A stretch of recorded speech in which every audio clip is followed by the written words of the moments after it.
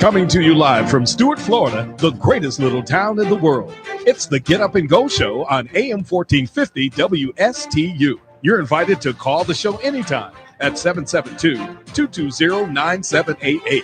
And now, broadcasting live from their palatial studios, here are your hosts, Evan and Bonnie. That's right. A big radio show deserves a big introduction. Good morning, Bonnie. Good morning to you, Evan. How are you doing? I'm doing mighty fine this morning. And you are looking so bright with that blazing orange shirt over there. I got to do something to stay awake, considering that we had no electric last night at the house, and I almost came here and slept at the, as the Mr. Announcer voice said, palatial radio studios. You would have had to bring like a little mattress pad and some blankets and maybe lay right on that timeout table over there. Yeah, I have an air mattress, so I just would have set that bad boy down on the ground and blew it up with the little air pump that we have, and away we go.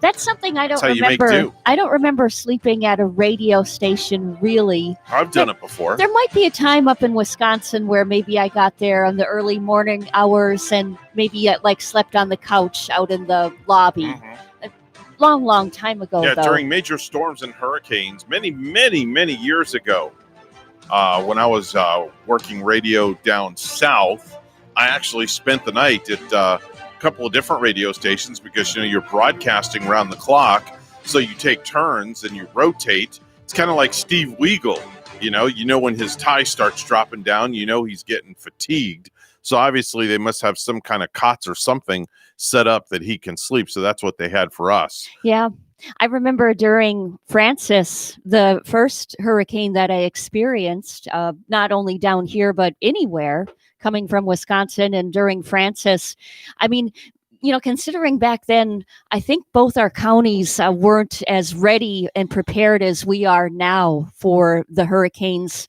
that are coming in now. At that time, it was just like, wow, it was just like a wipeout, and there were people in lines for water, the grocery stores, the lights were all not on if you go in. Supplies, of course, the shelves very low. And then we had been off the air at the FM radio station where I was working for one complete week. And we weren't even prepared at the time with a really good generator. So therefore, we did get a powerful generator outside, and thus we went forward and got better prepared for the hurricanes to come. Like Gene pretty much came right afterward, too. They were pretty much back-to-back, I believe it was in 2004.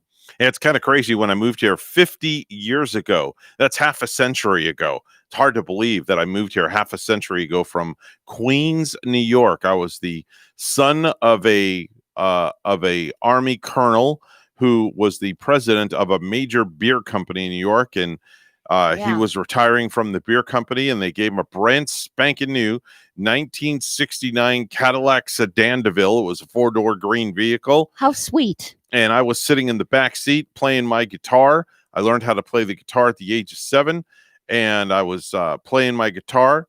I was playing Bobby Goldsboro's song, Watching Scotty Grow. Oh, good That was the song I was playing, driving all the way down from New York to Florida. I only knew one song on that damn guitar, and I played that song over and over and over and over, and I think my parents almost were ready to kick me out of the damn car. Well, at least you weren't playing Honey. Doesn't he do Honey too? I'm not sure. And Honey, I Miss You. I have no idea. Sure. But yeah, watching Scotty grow over and over and over again, I can see why they were able to kick you out the door. Yeah, they were going to rename the song Watching My Son Get Kicked Out the Vehicle. That's worse than saying, Mom and Dad, are we there yet? Yeah. They would have probably had that. Well, they went through that also. I kept saying, are we there yet? Because I'll never forget, we stayed at my Aunt Sally and Uncle Nat's house out on Long Island, Queens, or Long Island. And it was the night before we were driving to Florida, and we woke up in the morning and it was snowing when we left New York. Snowing. Left New York in the snow. That was my last bout with snow, because I remember going to public school 14. I had to walk to school because my parents, I guess they couldn't get up early, or they were off doing whatever, working. So I had to walk to school every morning up the hill down 59th Avenue to Astoria Boulevard, all the way up to PS Public School 14. And man, let me tell you, those were some cold mornings walking in the snow. I don't. It was brutal. I don't miss those mornings. It seems to me too. There's etched in my memory where we would wear the sorels, or some people pronounce them sorels. Yeah. They're a rubbery kind of boot. I remember them being brown and yellow. And then you walk through the snow with them. You trudge your way along to school, or maybe you're just like waiting for that school bus, and you're in the snowbank, Right. And your pants are getting wet, the boots are getting wet. And then I remember getting to the school where they had the heaters on, those old time heaters against the wall. Mm-hmm. And people would just like take the liners out of those sorrels boots and put the liners on the heater. And oh, good gosh, that awful smell that would permeate throughout the classroom. You know, it's kind of like when you put the heat on for the first time in the house after not running it for months, you feel like your house is on fire. I know. It's kind of crazy. I know. And of course, lately, here in Florida, we've been just running that AC so powerfully. Yeah. I mean, knock on wood, no problems with our air conditioning unit this summer, but it seems like every summer we have had to call our American Home Shield to come out and take care of the AC for us. See that picture right there? I'm standing on the steps of my elementary school in New York when I was in New York 2 years ago, where my daughter was awarded the veteran of the game at Citi Field for one of the Mets games. So we decided to venture out.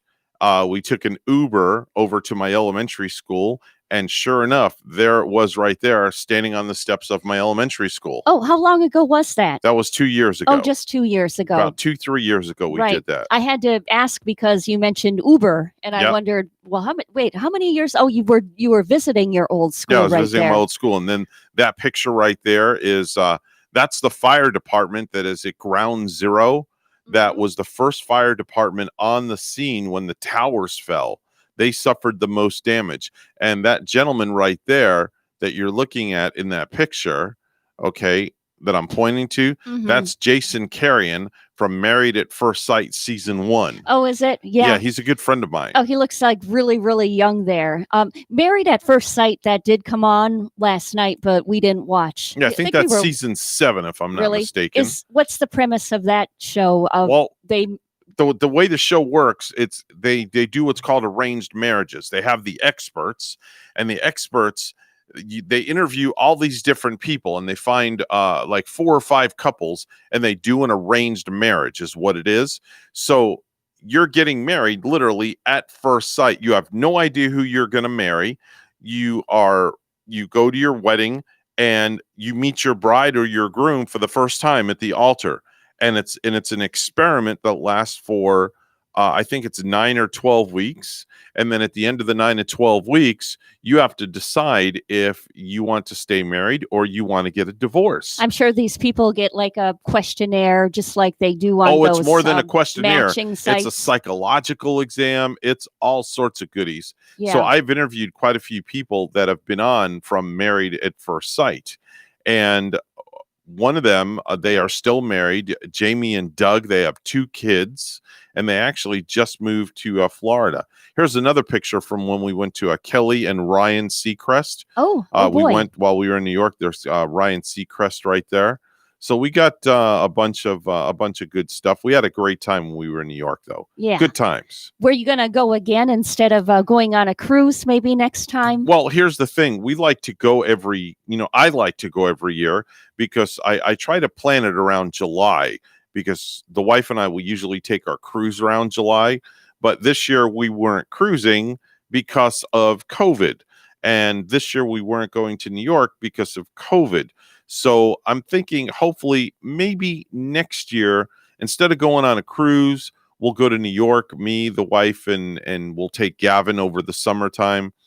The only thing is we have one small issue. We have this thing that's got 4 legs, and it barks and it doesn't get along with people. Oh. So we have to figure out what we're going to do with Kaya. Well, take her along and No, you can't take her to New York. just like take her What, and am I going to buy her a seat on the plane? stay at every single Motel 6 where they say dogs are allowed, and they're going to leave the light on for you. Well, they'll And leave the light on, but dogs are not allowed at every Motel 6. maybe not every single one, but maybe No. you should do your homework and call the motels, hotels along the way that do allow dogs. Well, we're taking a plane. We're not driving to New York. Oh yeah, and I would never put my animal in the cargo unit No, of a plane. absolutely not. So we'll figure something out. Maybe we'll board her. There's a couple of places that take canines. I would say have her come to my house if I didn't have 2 kitty cats that would want to just attack her. You would be lunch for Kaya.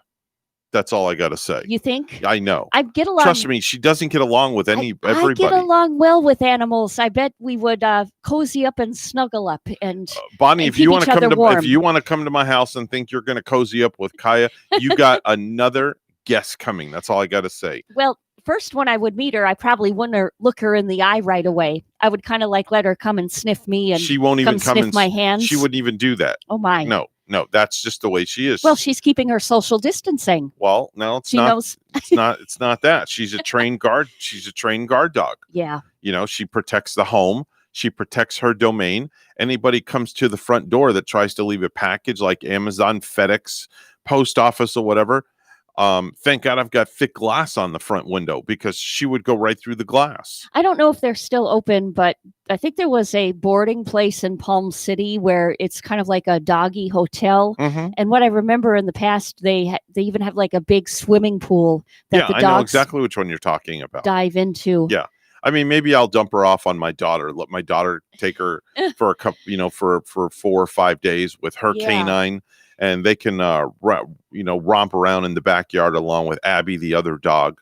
So then, it'll be 3 of them. And then three's company. Then your daughter can put on Lady and the Tramp for them, a Walt Disney movie. No, the dogs don't watch TV. Sorry, they don't do that. No, they don't watch TV. Every now and then I'll have the TV on and my cat will just look at it, like if he hears like animals on there or birds chirping, it really piques their interest, and then I really think they're like watching it. Yeah, our dog is kind of she's very strange, but she's very lovable. She thinks she's a lap dog, so she weighs like 70 pounds, and she cuddles with you like she's this little French poodle. It's the craziest thing, and I can't go anywhere in the house without her literally being like up my behind. I'm dead serious. Yeah. If I go to the bathroom to take care of business, she will sit outside the bathroom door. If I go in my radio studio at home, she will sit outside the radio studio door while that door is shut. Now, the other morning, Rachel was sleeping in the spare bedroom because she wasn't feeling good and she had the cough and she didn't want to bother me with her cough that she had that would wake me up. So Kaya decided that she was going to lay in the bedroom with Rachel, which is fine. My door was shut.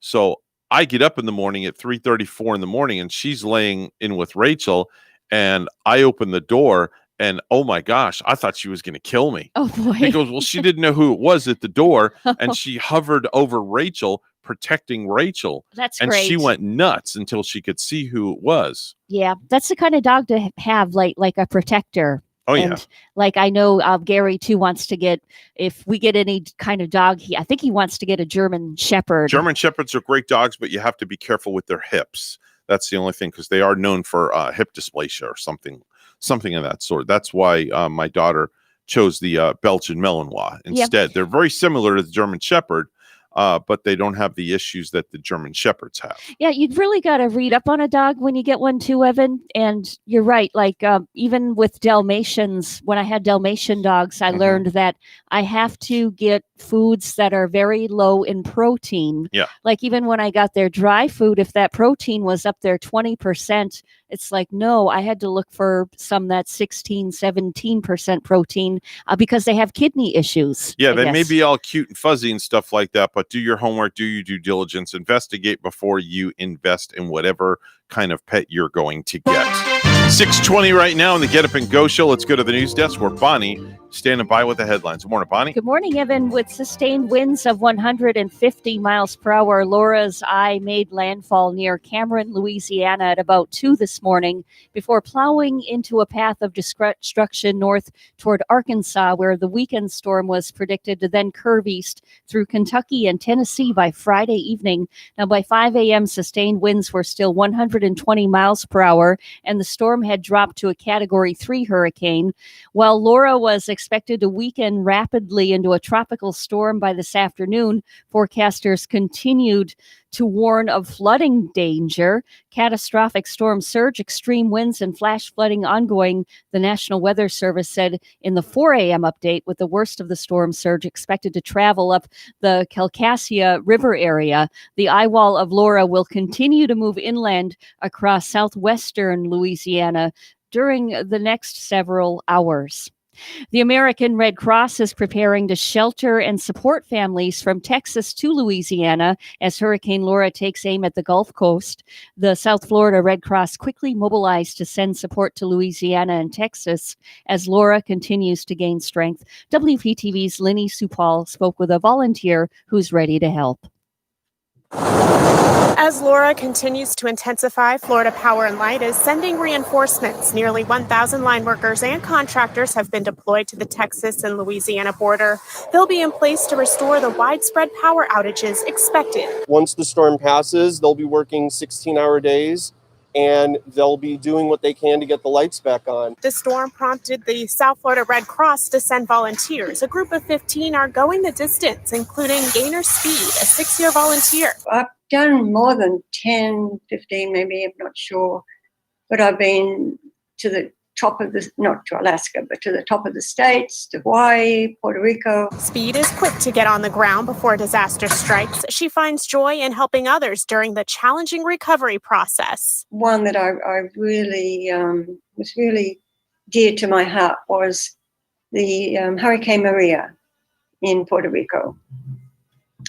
And I had a wonderful, wonderful job of going all over the island, giving out generators. More than 500,000 people have been ordered to evacuate Texas and Louisiana, but volunteers with the Red Cross are standing in position, committed to helping their neighbors in need. They'll never look back. They'll never look back.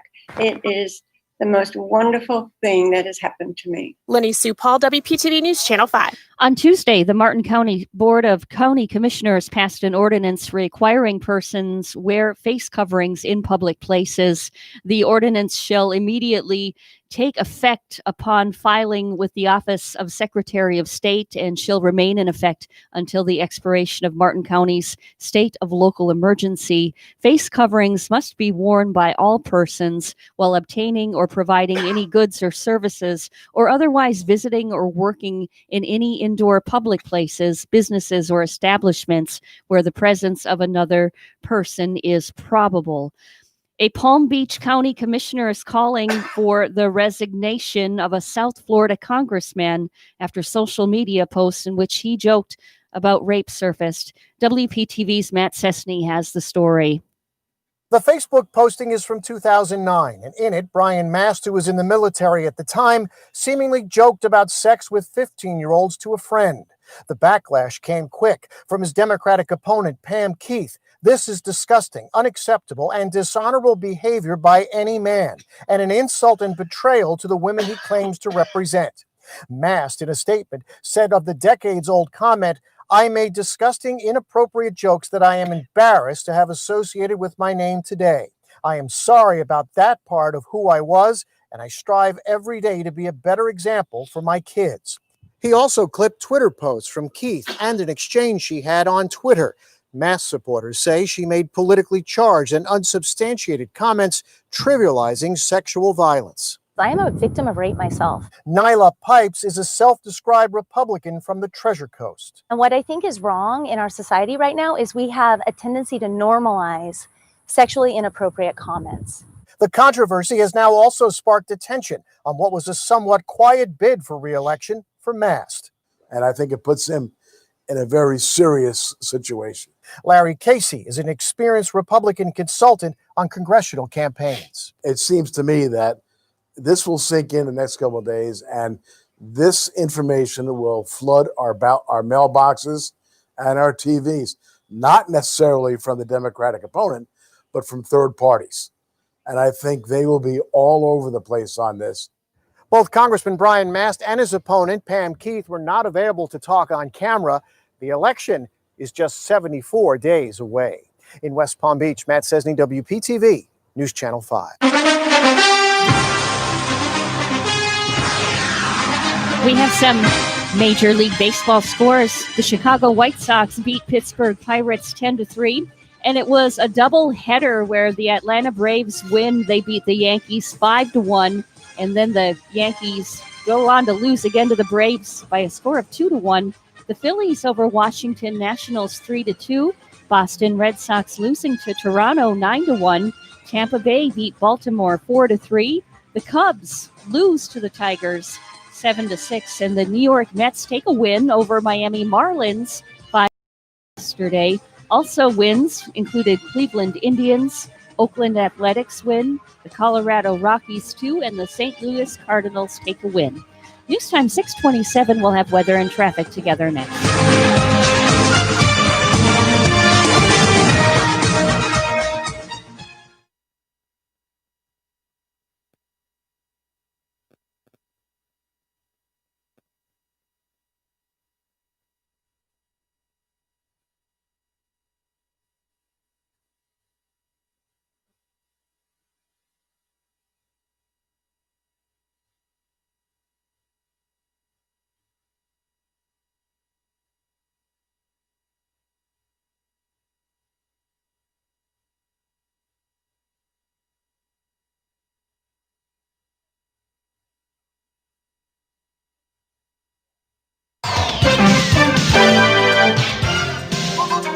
6:28 right now on the Get Up and Go show. It's time for traffic and weather together. It's all brought to you by Code Red Roofers. Bonnie?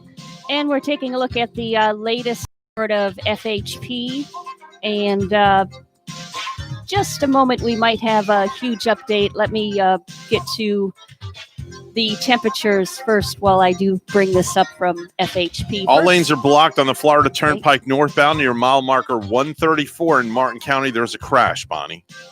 Okay, crash there. And what was that? What major highway was that on? It's on the Florida Turnpike northbound mile marker 134, Martin County. All lanes are blocked. And on the Turnpike, all lanes are blocked northbound Martin County on the Turnpike. So you might want to take that alternate route if you're heading northbound this morning. Your latest look at traffic.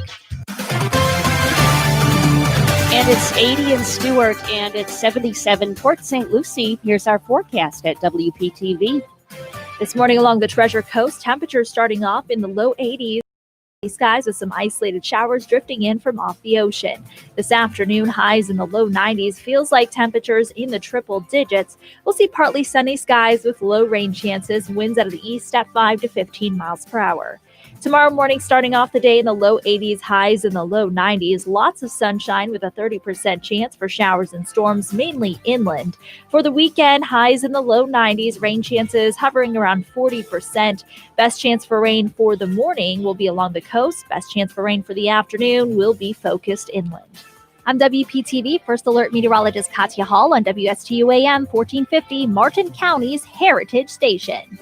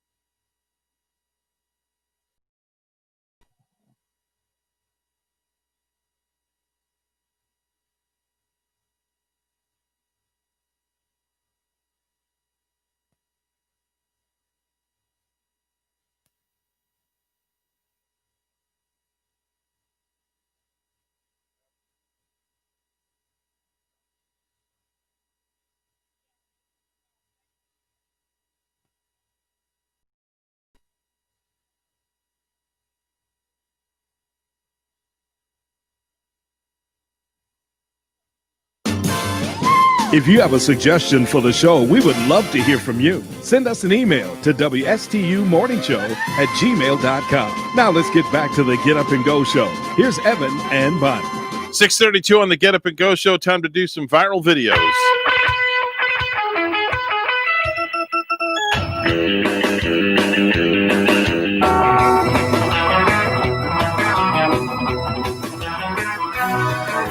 There's an 11-year-old girl from Canada that set a Guinness record by solving 30 Rubik's Cubes while hula hooping, and she used only her left hand to solve the cube. Now, because she has limited mobility in her right one, the previous record was 25 cubes. This is her describing. My name is Sangvi Razin, and today I would like to welcome you all to my Guinness World Record attempt. The record I'm trying to break is called Most Rubik's Cubes Solved with One Hand While Hula Hooping.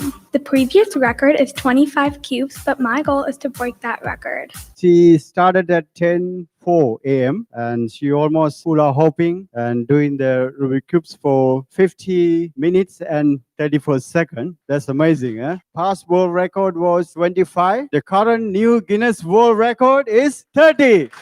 Yeah, she broke the Guinness World Record of 30. That's a lot of Rubik's Cubes. I'm just wondering, I'm puzzled. How can one do a Rubik's cube with just one hand? Oh, she's pretty smart. That's how. And hula hooping at the same time. It's not too hard. And I'm watching the hula hoop going around her little hips there, Evan. You'd be surprised at what some people can do. I'm afraid that hula hoop's going to fall down her hips every time I see her grab a new Rubik's Cube. That is simply phenomenal. How old is this girl? This girl is 11 years old. Only 11? 11 years old. I can't even hula hoop for 1 minute, let alone figure out a Rubik's Cube. And this girl is doing at least 30 or 32 of them for a record with one hand. Yep. And hula hooping. Yep. That's some talent right there. there. Yeah, definitely. So there's another video that's making its rounds. That's very timely right now. A man shows his family how to blow out the candles on a birthday cake without spreading germs. He winds up and whooshes his hand over the candles and the air and puts out the flames. And it's only 3 candles, but pretty much you kind of get the point. So here's the video. Let's Tradition listen. of blowing out candles is probably the worst tradition in the history of mankind. All the germs from your breath are all over food other people are going to eat. Everybody eats it. They go home. They get sick. They wonder how they got sick because they went to a birthday party. This is the proper way to put out the candles on a cake. All right. I look at it. I'm going to make a wish. I'm wishing between you and I that there are no germs anymore on birthday cakes. And this is how I get rid of germs. Watch this. Bam. Done. Like that. One shot. It's over. Ready to say- No one got germs. Everything's fine. Happy birthday to me. All right. Happy birthday to you. Now, the guy's obviously must be a friend with Brian Bosio because the fact that he's from Boston and he parks the car in the Harvard Yard, as they say. Yeah, and you know what's fascinating about this too, Evan, is this video, I think, was from 2016, before the social distancing and all the coronavirus came along. And this guy in 2016 already just thinking about the spread of germs and blowing out the birthday candles. And just think that's been our tradition for decades. Birthday parties. I can never remember coming home from a birthday party, however, and catching the flu or anything afterwards. Yeah, when we just recently had our little get together for Rachel, we gave her a birthday cake, and the way she blew out her candles, well, she didn't blow any candles out. She basically waved her hand over it, and the candles went out just like that. Yep. Bam. Either that Plain and or, simple. Of course, you don't want to succumb to getting a glass of water and throwing it over the candles. I guess you could ruin the cake that way. Yeah, definitely. So there's another video that's making its rounds that I found that has some peculiar sounds. Let's listen in and see if we can figure out what it is.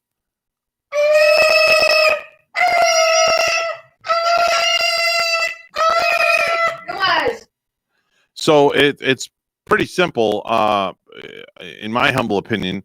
Is it 2 little kids trying to out-shout each other? Is it her husband and his parrot screeching together? Or is it 2 girls pretending to be fighting cats? What do you think it is, Bonnie? Well, in my humble opinion, we were just talking about birthday parties, and without any of those 3, I was already thinking it was some really bad party horns, those party horns that you have at your party that are very off-key. Right. But I guess I'm going to go with the children, the first one with the children. Right. So number one, Nope, it's not. It's her husband and his parrot screeching together. a It's husband the and a husband parrot and the screeching. parrot. Let's listen again. Here we go.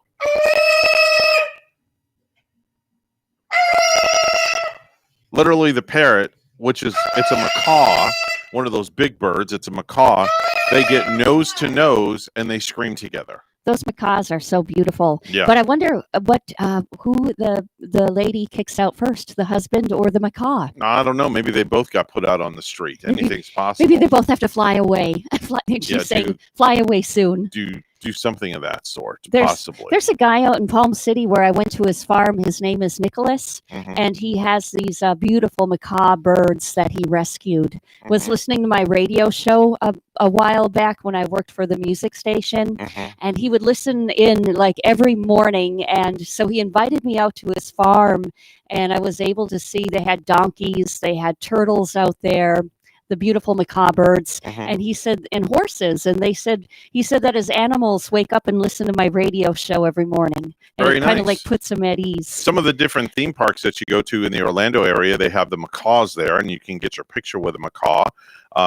I've seen the park workers that have like 3, 4, and 5 of them on their arms, and Oh, they put it yeah. on your arm, and for the price of like $10 or $20, you get a picture with a macaw. Now, me personally, I would not spend $10 or $20 for a picture with a bird. You wouldn't? Sorry, Are no. are you afraid of birds? No, I just wouldn't spend the money. Uh-huh. I think it's ridiculous. I'd rather spend $10, $20 and buy some food. I like to go in where there's Lion Country Safari has it, and so does Busch Gardens, where Mhm. they have the big bird estuary where you go in and all of Mhm. these beautiful colored canaries and the different colored birds are flying around. They'll even like land on your arm sometime. Yeah, there's a zoo up in Melbourne, the Melbourne Zoo that the wife and I have gone to, where you can go into this caged area, and the birds are there, and they fly all over the place Yeah. very, very freely. Hi, you're on the air with Evan and Bonnie. Who's this?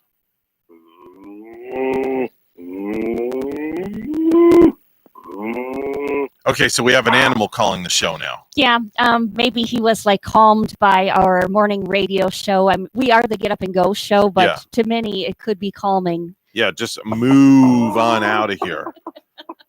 Yeah, there's the chicken. Chicken. Okay. This is crazy. Somebody's lost their marbles. They have nothing better to do than to call a morning show and do bird noises and cow noises and duck noises and parrot.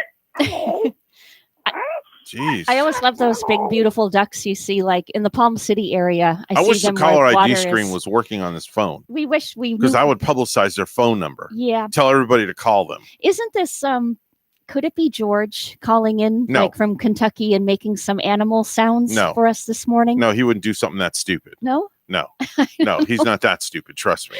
He would not do something like that.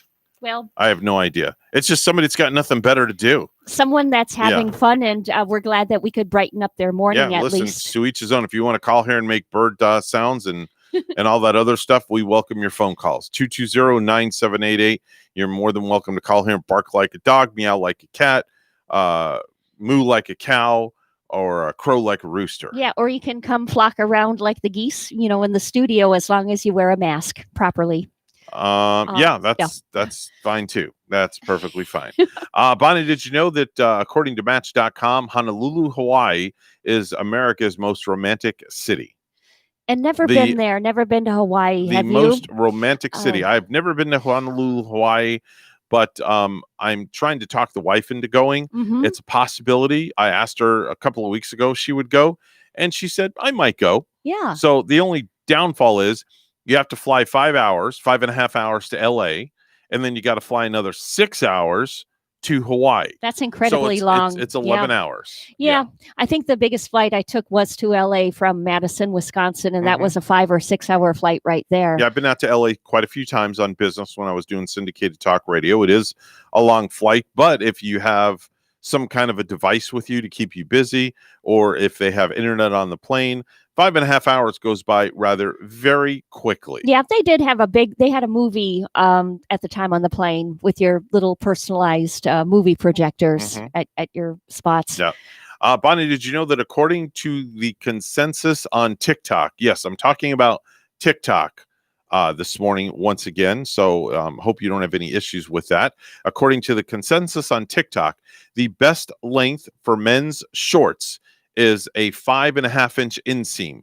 That means they stop well above the knee. The more traditional length for men's shorts is like a 7-inch inseam, but tons of women are now saying that short shorts just look better on men. It makes them look taller and it's more flattering to their legs. So yeah, it's finally time to turn your meaty thighs into an asset. Now, the women liking them, but how short are the shorts we are talking about?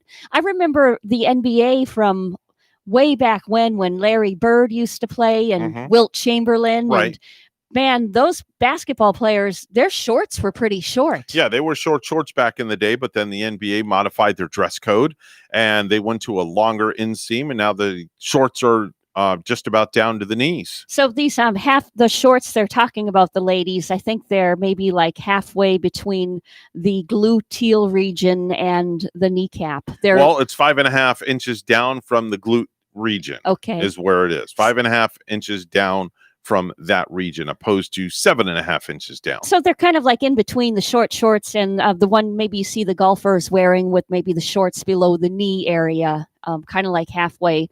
Yeah. I guess those would look okay. I don't wear those. No, I always go for the 7.5-inch inseam. I like my shorts to be just above my knee, whether I'm wearing basketball shorts, which I live in pretty much 7 days a week, or cargo shorts or some kind of dress shorts.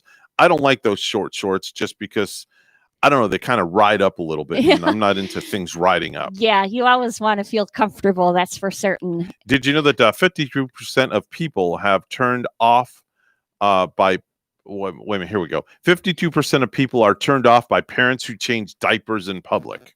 Now, I was one of those people. I did not care where I was. If my kid crapped his pants, I'm changing the diaper. I don't care if it's in the middle of the mall. I don't care if it's wherever. You know what? You're plopping down on a bench with me and we're going to change your diaper. Yeah.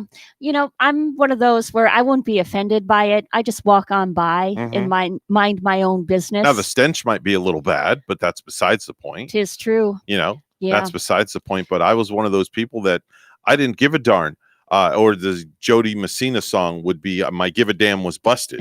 I guess so. If I was a parent, and I can't say for sure because I've never had a toddler. I never had actually a little one. Yeah, try doing twins at the same time. That was an adventure. I would probably be rushing to the nearest bathroom and the bathroom changing stall. Yeah, my twins really did fast. everything at the same time. I am telling you, my twins, when I was raising my twins, they ate at the same time. They cried at the same time, and they crapped at the same time. You got a double dose of everything. I got a double whammy of everything. And were you ready for them too? Like, did you buy the little beds and the cribs and everything in twos? Did you know what you were getting and what sex they were going to be ahead of time? Yeah, we knew we were having one boy and one girl.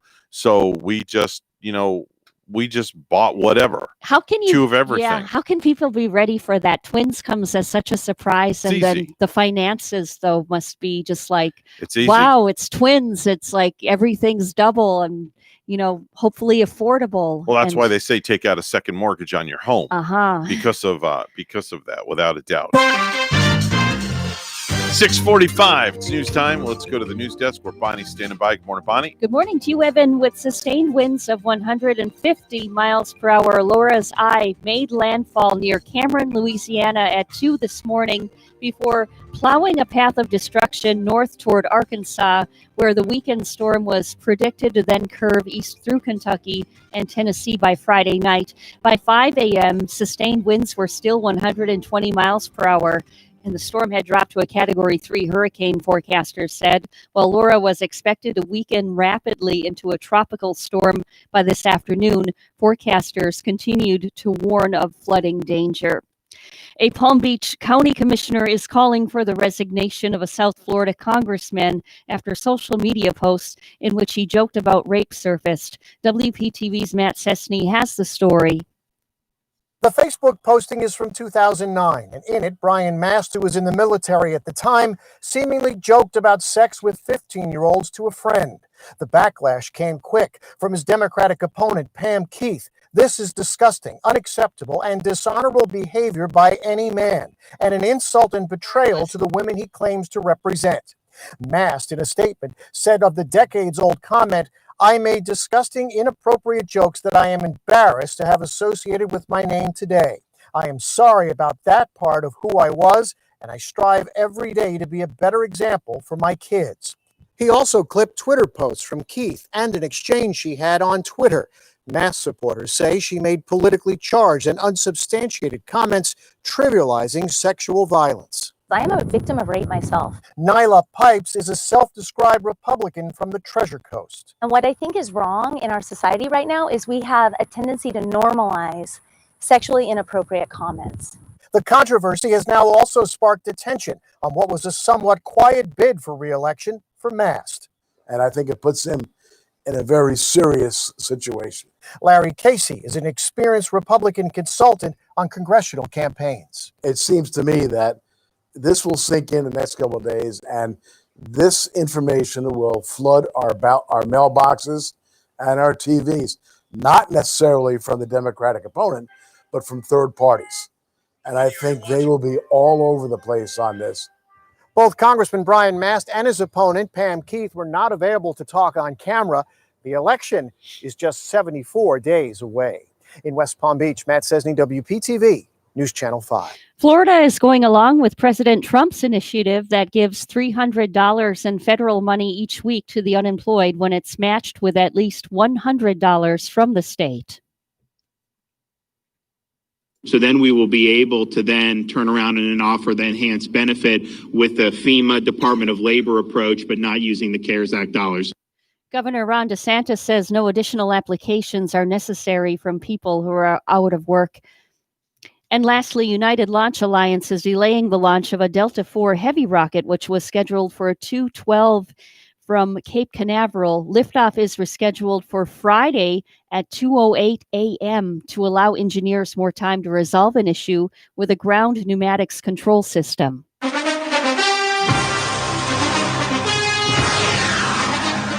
NBA teams have shut down the playoffs, boycotting all of yesterday's games in protest of the latest police shooting of a black man, this time in Wisconsin. Coincidentally, yesterday was the 4th anniversary of Colin Kaepernick's first national anthem protest, and the Bucks were supposed to play Game 5 against the Orlando Magic, but the game has been postponed indefinitely. News time is 6:49. We'll have weather and traffic together next.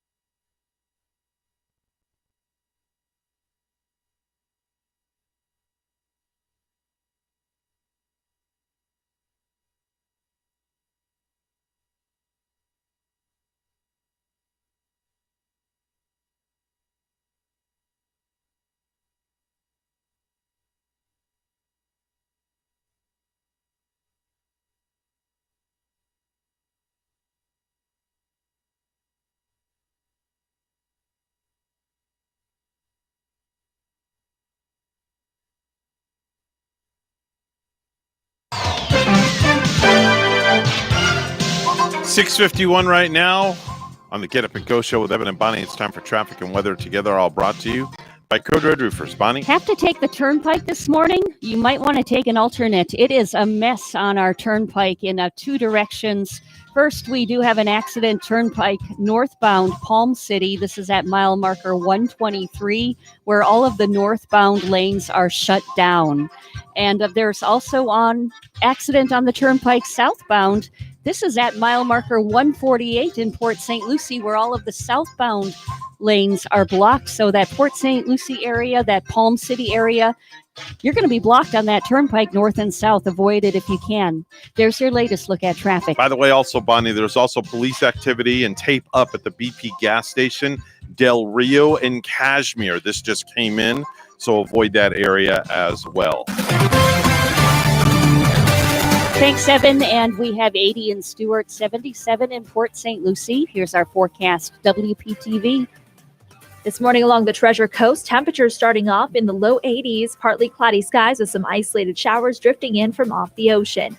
This afternoon, highs in the low 90s, feels like temperatures in the triple digits. We'll see partly sunny skies with low rain chances, winds out of the east at 5 to 15 miles per hour. Tomorrow morning, starting off the day in the low 80s, highs in the low 90s, lots of sunshine with a 30% chance for showers and storms, mainly inland. For the weekend, highs in the low 90s, rain chances hovering around 40%. Best chance for rain for the morning will be along the coast. Best chance for rain for the afternoon will be focused inland. I'm WPTV First Alert Meteorologist Katya Hall on WSTU AM 1450, Martin County's Heritage Station.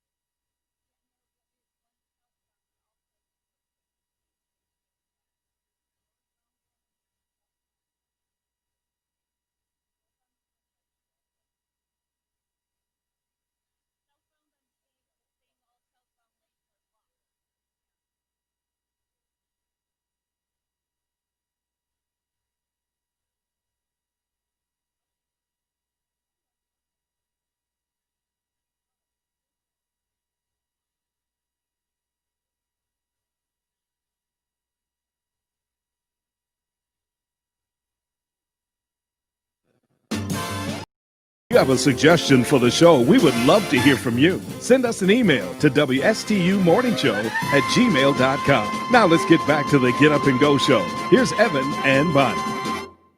Are you a fat, hairy pig who loves to hang out at the pool and stare at young women behind your mirrored sunglasses?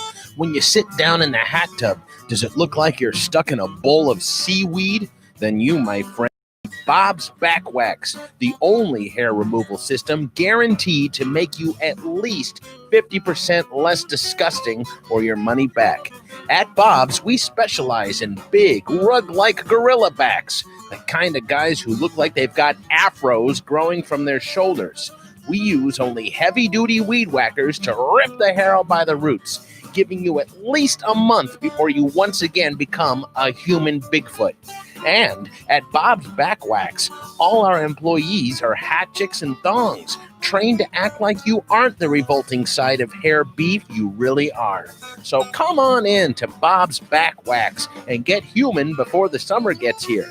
Trust me, the guy who cleans the pool drain will thank you for it. I don't know if I would go to Bob's Back Wax or something like that. Maybe Fredo's Back Wax, but not Bob's Back Wax. Yeah, definitely not Bob's Back A Wax. weed whacker to knock the hair off your back. I don't know. That's a little intense, Well, I would say. They're expecting you to be a fella that's looking like Bigfoot on the back side. Definitely, So, or the front side or the side, whichever one.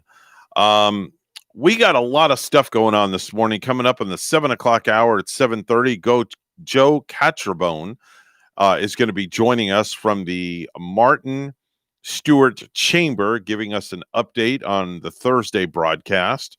And then coming up at 8 o'clock, we're going to be talking to a gentleman by the name of Tim Storms. He has the world's lowest bass voice out there. Baby's got bass. Yes, Baby's got bass. And this is just a little sample of what he does. Let's listen. I gotta walk. Got to walk. Lonesome road. Gotta walk. Got to walk. Lonesome road. Lonesome road.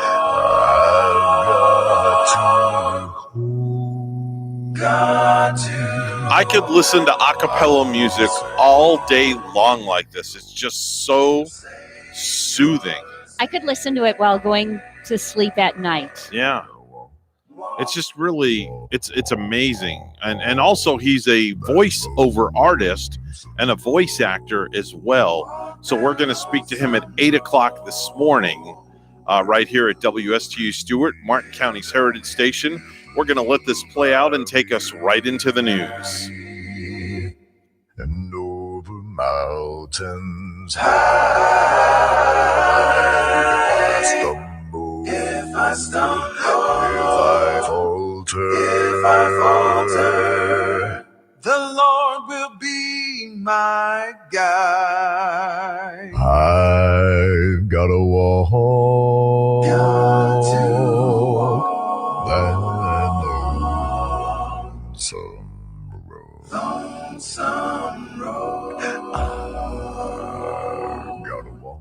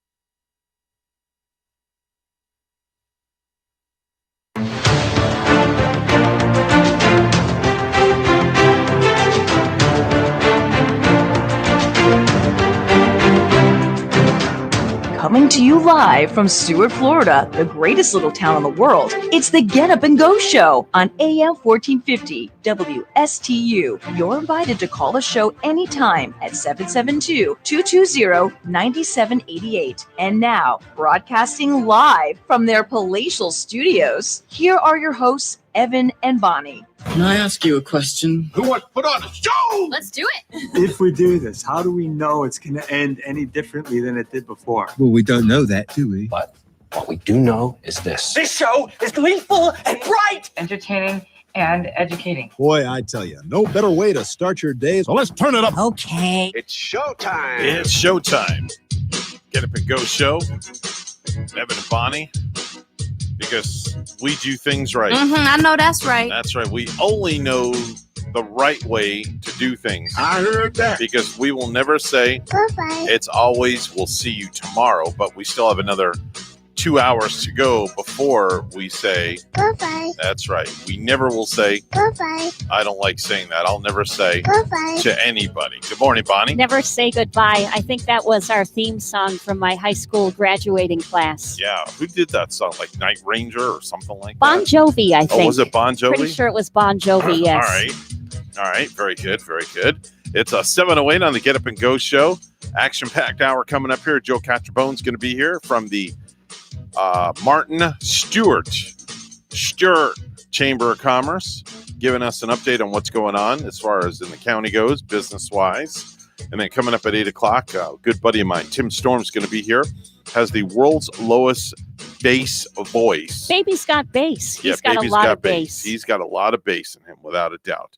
He can rumble some woofers. I'm sure he could make that cat purring sound really super low with his bassy voice. Yeah, very soothing. Just an alert that, he could put you to sleep on your way to work just because that bass is so soothing. I don't know if he'll put anybody to sleep. Kind of but makes you a little bit peaceful, easy, and sleepy. yeah, he's one of those peaceful, easy, kind of non-sleepy kind of guys. Let's do some birthdays and anniversaries.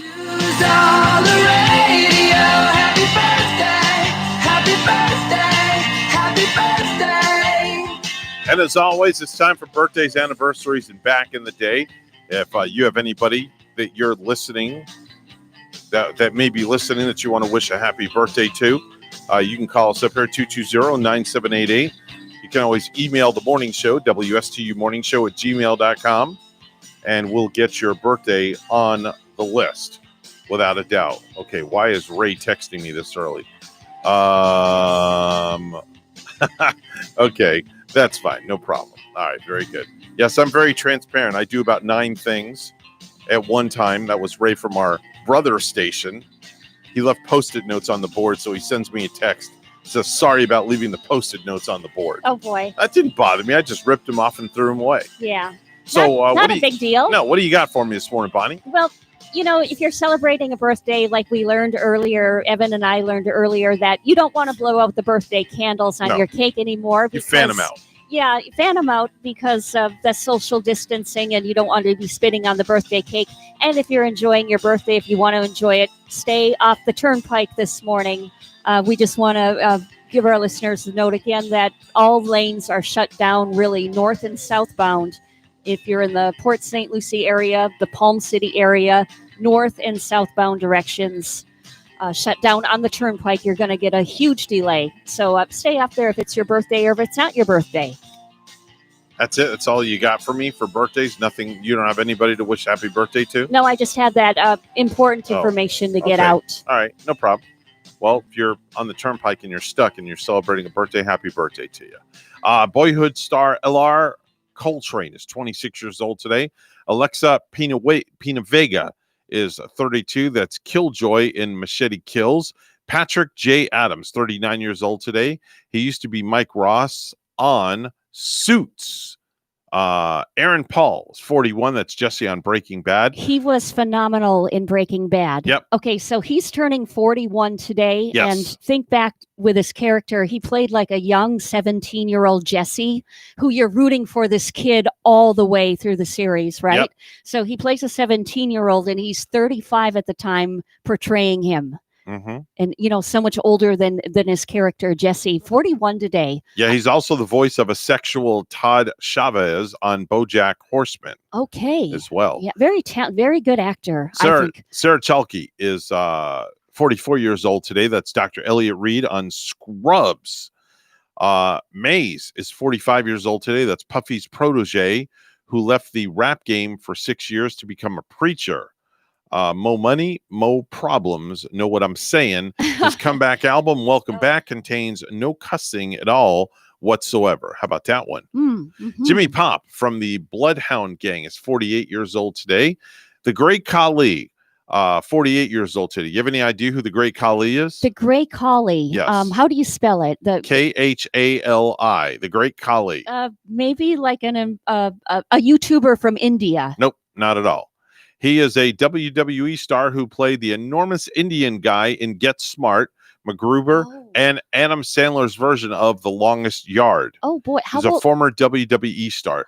Stands 7'5" tall. Wow. Yep. He's taller than a lot of those NBA players that we somebody see. you always want to look up to. Yeah, I wonder if he's taller than Shaq. Shaq is pretty tall. I know. I'm not sure. He may be up there with Shaq. He's a tower of power too. Yeah, yes. definitely.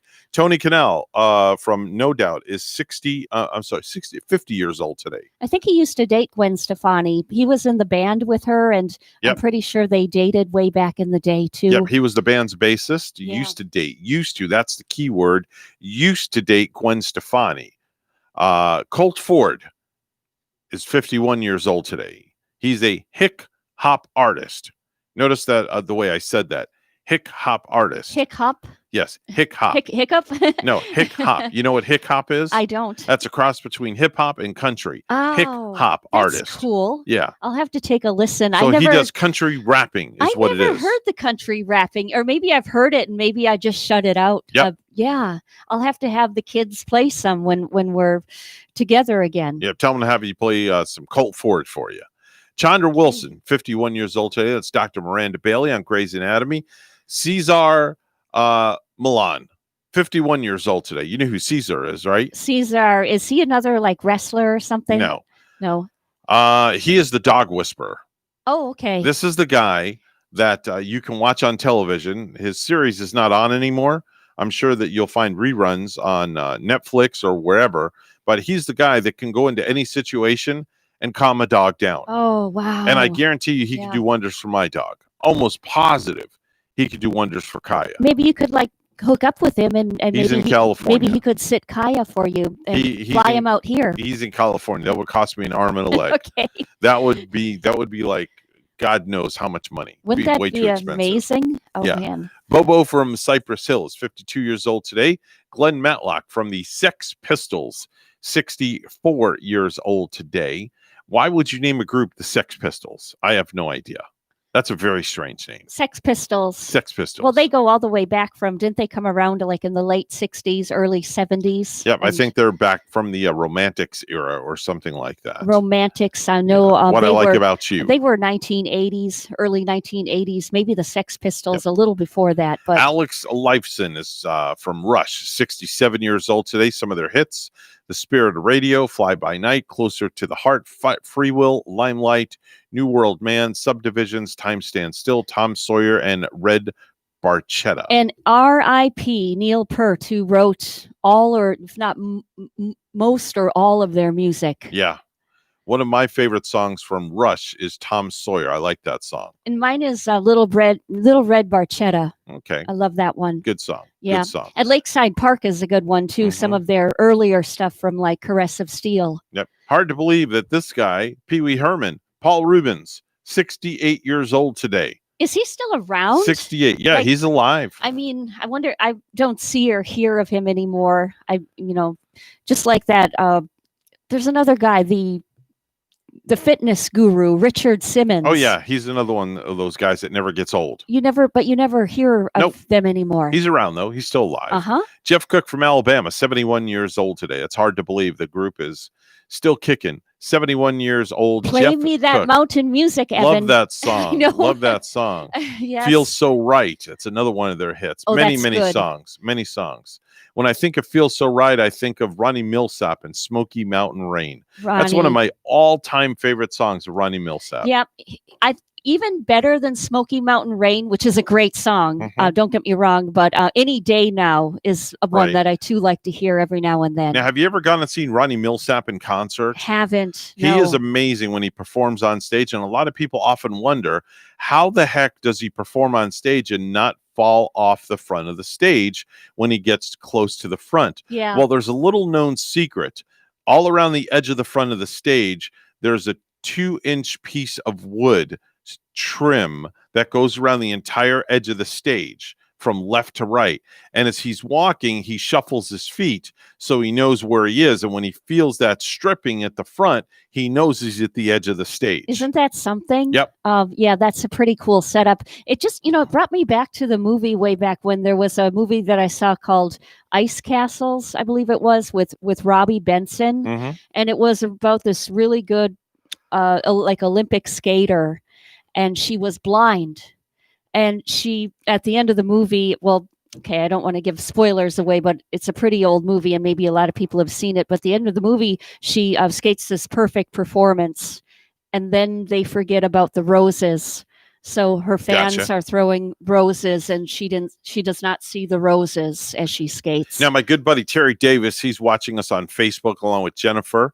But I know Terry's going to know this next birthday we're talking about. It's Sergeant Slaughter. Do you know who that is, Bonnie? Sergeant Slaughter. Yeah, Sergeant Slaughter. Is You have that any from, idea who like he is? MASH or something? No. He's a old WWF superstar, G.I. Joe action figure and innovator of the Cobra Clutch. And his famous line was, "You got that, you maggot." Did he dress like G.I. Joe when he went out and wrestled? He dressed in the whole Army get-up regalia. He I wore like the that.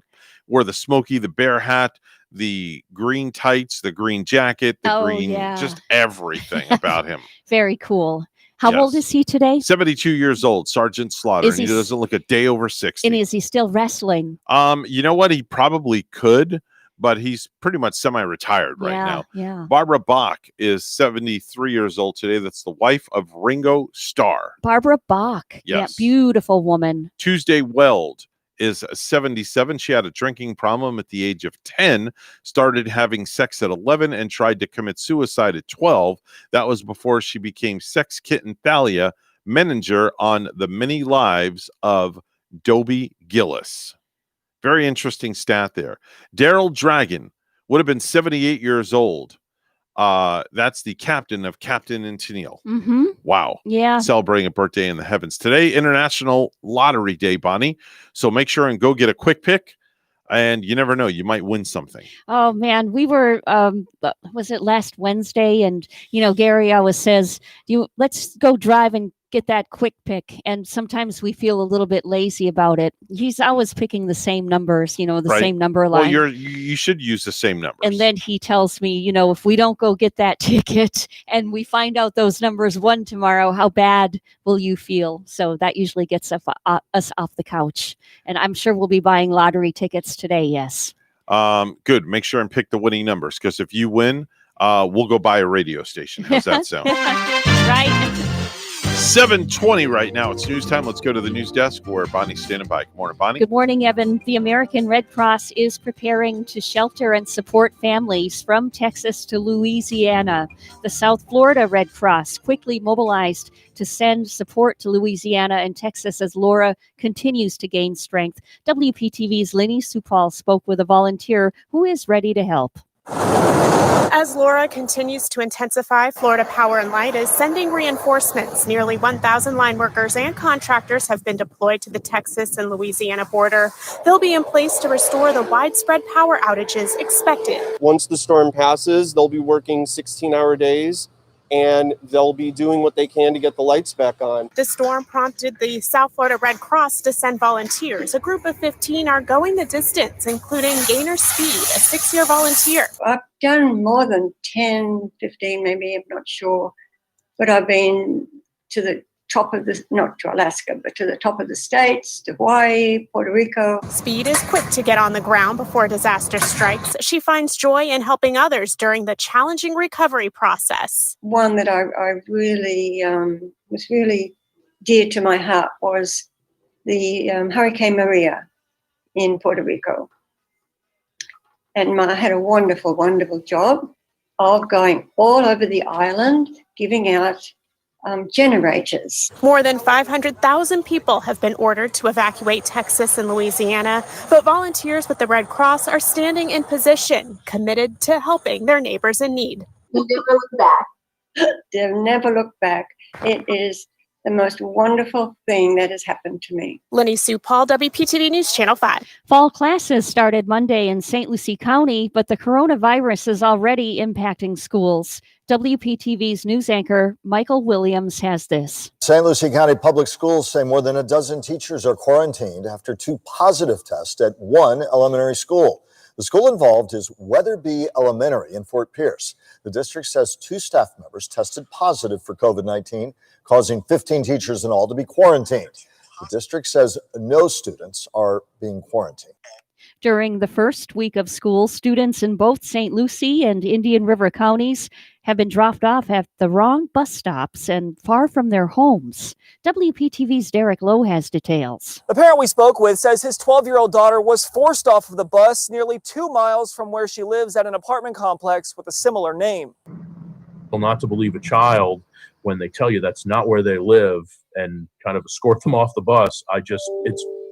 I'm mortified. Peter DeGraff says he is thankful his 7th grade daughter is okay after having to walk alone for more than a mile after school. Fortunately, she knew to pick up the phone and call, and she knew what to do, but that is very scary, for her or any child. St. Lucie Public School officials said in a statement that the student was dropped off at a community that is very similar in name to the one in which she lives, and that the district takes full responsibility for the mistake, and that the driver is away from students while an investigation is underway. I don't know how you screw this up. In Indian River County, 3 students from Citrus Elementary found themselves lost on Monday after a substitute bus driver dropped them off at a wrong stop. The mother called the sheriff's office after her kids did not get off at the right stop, and within minutes, they were found. It's like one of those things you hear, and then I said, repeat yourself? Because I couldn't believe it. St. Lucie Public School officials say that the bus driver that told the 12-year-old to get off of the bus is now being placed on a temporary duty assignment.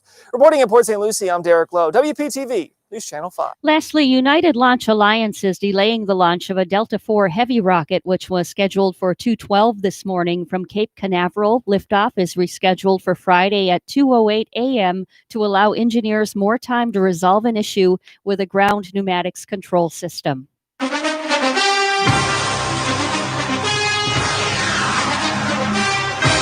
3 Major League Baseball games were postponed Wednesday as players across the sports landscape reacted in the wake of the weekend shooting by police of Jacob Black, a black man in Wisconsin.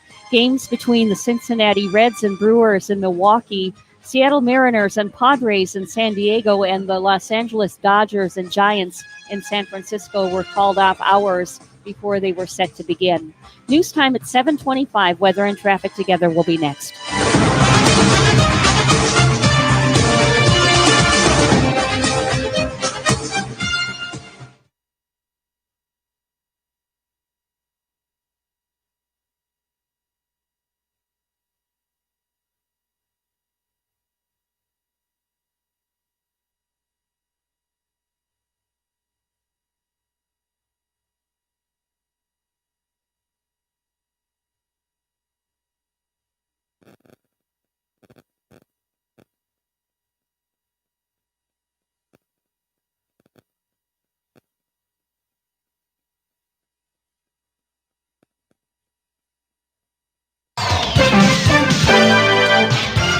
$7:26 the time on the Get Up and Go show with Evan and Bonnie. It's time for traffic and weather together. It's all brought to you by Code Red Roofers. Bonnie? Well, Evan, if you got to jump on any of our major highways this morning, you might want to get on I-95 and avoid the Turnpike area completely. We have just big accidents north and southbound Palm City and the Port St. Lucie area this morning. Turnpike southbound, mile marker 148, Port St. Lucie. All southbound lanes are blocked. And on the Turnpike northbound at the Palm City area, mile marker 128, all of those northbound lanes are blocked. So you're blocked in that area both directions. Just avoid it if you can. There's your latest look at traffic. And in Stewart, we have 81. Here's more on our forecast at WPTV. This morning along the Treasure Coast, temperatures starting off in the low 80s, partly cloudy skies with some isolated showers drifting in from off the ocean. This afternoon, highs in the low 90s, feels like temperatures in the triple digits. We'll see partly sunny skies with low rain chances, winds out of the east at 5 to 15 miles per hour. Tomorrow morning, starting off the day in the low 80s, highs in the low 90s. Lots of sunshine with a 30% chance for showers and storms, mainly inland. For the weekend, highs in the low 90s, rain chances hovering around 40%. Best chance for rain for the morning will be along the coast. Best chance for rain for the afternoon will be focused inland. I'm WPTV First Alert Meteorologist Katya Hall on WSTU AM 1450, Martin County's Heritage Station.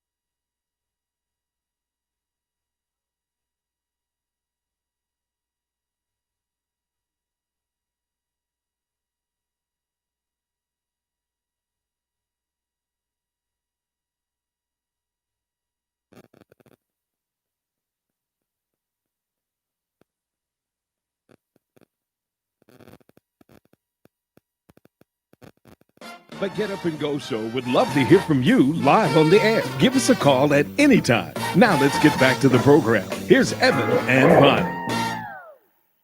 7:30 on the Get Up and Go Show with Evan and Bonnie. It's time for our weekly visit with the Stewart Martin Chamber of Commerce, the guy that heads it all up and runs it and keeps it all together during these tumultuous times. Joe Catcherbone is joining us right now on our line. Joe, good morning. How you doing today? I'm great, thank you. But I'm running out of tape and paste trying to hold this thing together. I'm telling you. Well, we've got some tape here we can loan you to keep that thing together down there. How's that sound? That'd be great. I hope it's good, strong duct tape. That's what I need. Yeah, we've got some good, strong duct tape. We got an array of colors. So whatever you want, let me know, and I'll send some. I'll just roll it right down the highway to you. Great. That's great. By the way, I tried to get a phone number on Bob's hair removal, but they didn't give a phone number. What's the story with that? Yeah, if you need your hair removed, definitely that would be a company not to call and not to have become as a member of the Chamber of Commerce. That's for sure. it sounded very charming. Yeah, I don't know if I'd want a weed whacker going across my back. That's for sure. So what's the latest? What's the latest and greatest news going on in the chamber these days? Well, we're hanging in there. I'm an optimistic type, and I think I see a little light at the end of the tunnel. Sales are doing well. Our advertising sales are doing well. Amy brought in some new members again. I think she's got like 13 or 15 she's brought in the last 3 weeks, which is a huge accomplishment because, from March to May or June, we did nothing. Our renewals are starting to come in. I signed about 35 letters yesterday, renewal letters.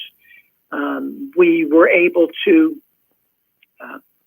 we had a Zoom meeting yesterday with Michael DiTerlizzi, school board member, who filled us in really interesting on what they've been through and how they're trying to get things to some sort of normality for the kids and the teachers and the parents, So a lot of people don't get to see behind the scenes or hear what goes on behind the scenes. We have a morning Joe this morning. After I hang up with you, we'll be having a morning Joe at 8:00. We were able to schedule a live breakfast for September 3rd, I believe it is, at the Hutchinson Island Marriott. No, it's the 9th, and Sheriff Snyder has been kind enough he's going to be our guest speaker. We'll be able to, because of the size of that room, we'll probably be able to seat about 100 people. So, of course, it will be by reservation only. And we were also able to schedule a business after hours on the 16th of September at Carrabba's. And they have an outside area. I don't know if you've been there, that big screen. Oh, yeah. And so we're starting to get things going a little bit. We're struggling a little bit. Our gala is scheduled for October 2nd, which we have done every year. It's an awards banquet where we recognize our outgoing board members and welcome our new board members coming in. And we've had it at Mariner Sands for years. Mariner Sands will not book it, and we understand they're a private club and they're not ready for outside events yet. So we were able to reserve that date again at the Hutchinson Island Marriott. Oh, great place, by the way. Yeah, it is. We used to have it there years ago. Believe it or not, Evan, at one time, but back in the early 90s, we used to sell that room out. Over 300 people. Wow. Who are you working with over at the Hutchinson Island Marriott? Caitlin is the catering manager. I don't know that. I know the folks over there because for my entertainment company, I work with them all the time. Yeah, they're great people. They bend over backwards to help us. They do our Christmas business after hours every year up at poolside, and they go above and beyond with carving stations. Regina, that's the girl's name I deal with. Regina, that's her name. I couldn't say. As I said, Caitlin deals with them. Gotcha.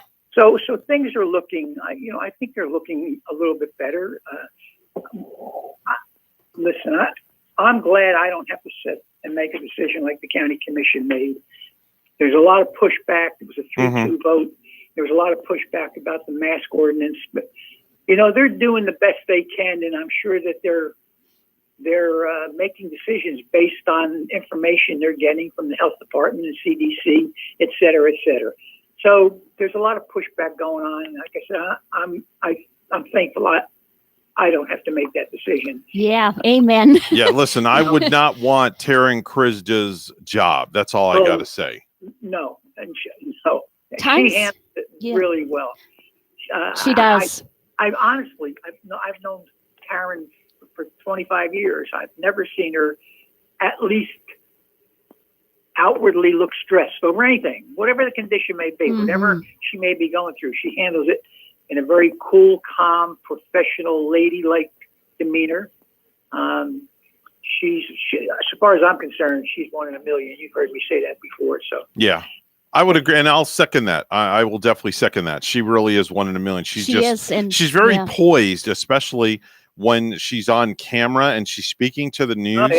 She has this poise about her. I don't know what it is that's very infectious. Even when she comes in here and she does her radio spots with us in person, it's just I don't know. It's she has this aura around her. It's a very positive aura.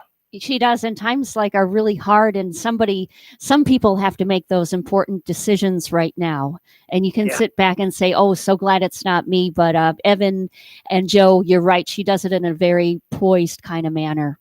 Yeah, and you know, that's why she's been there so long. I'm not sure, but I think she may hold the record for a number of years. Yeah, the longest tenure there. Yeah. Yeah, that's a very volatile position, you know. So it's but she does a great job. She does. So we're proceeding along. I noticed there was a lot of pushback yesterday on Facebook regarding the 3-2 vote for the masks. And again, like I said, I don't question. They sit in making tough decisions. And the part about those kinds of, like county commissioner, every time you make a vote, you're making half the people happy and the other half unhappy. You know, so it's a really fine line you've got to walk to try and keep the positive on your side, you know. So, but anyway, so that's part of it. You know, I hope there's a lot of talk about a vaccine and things of that nature. I don't think this thing is really going to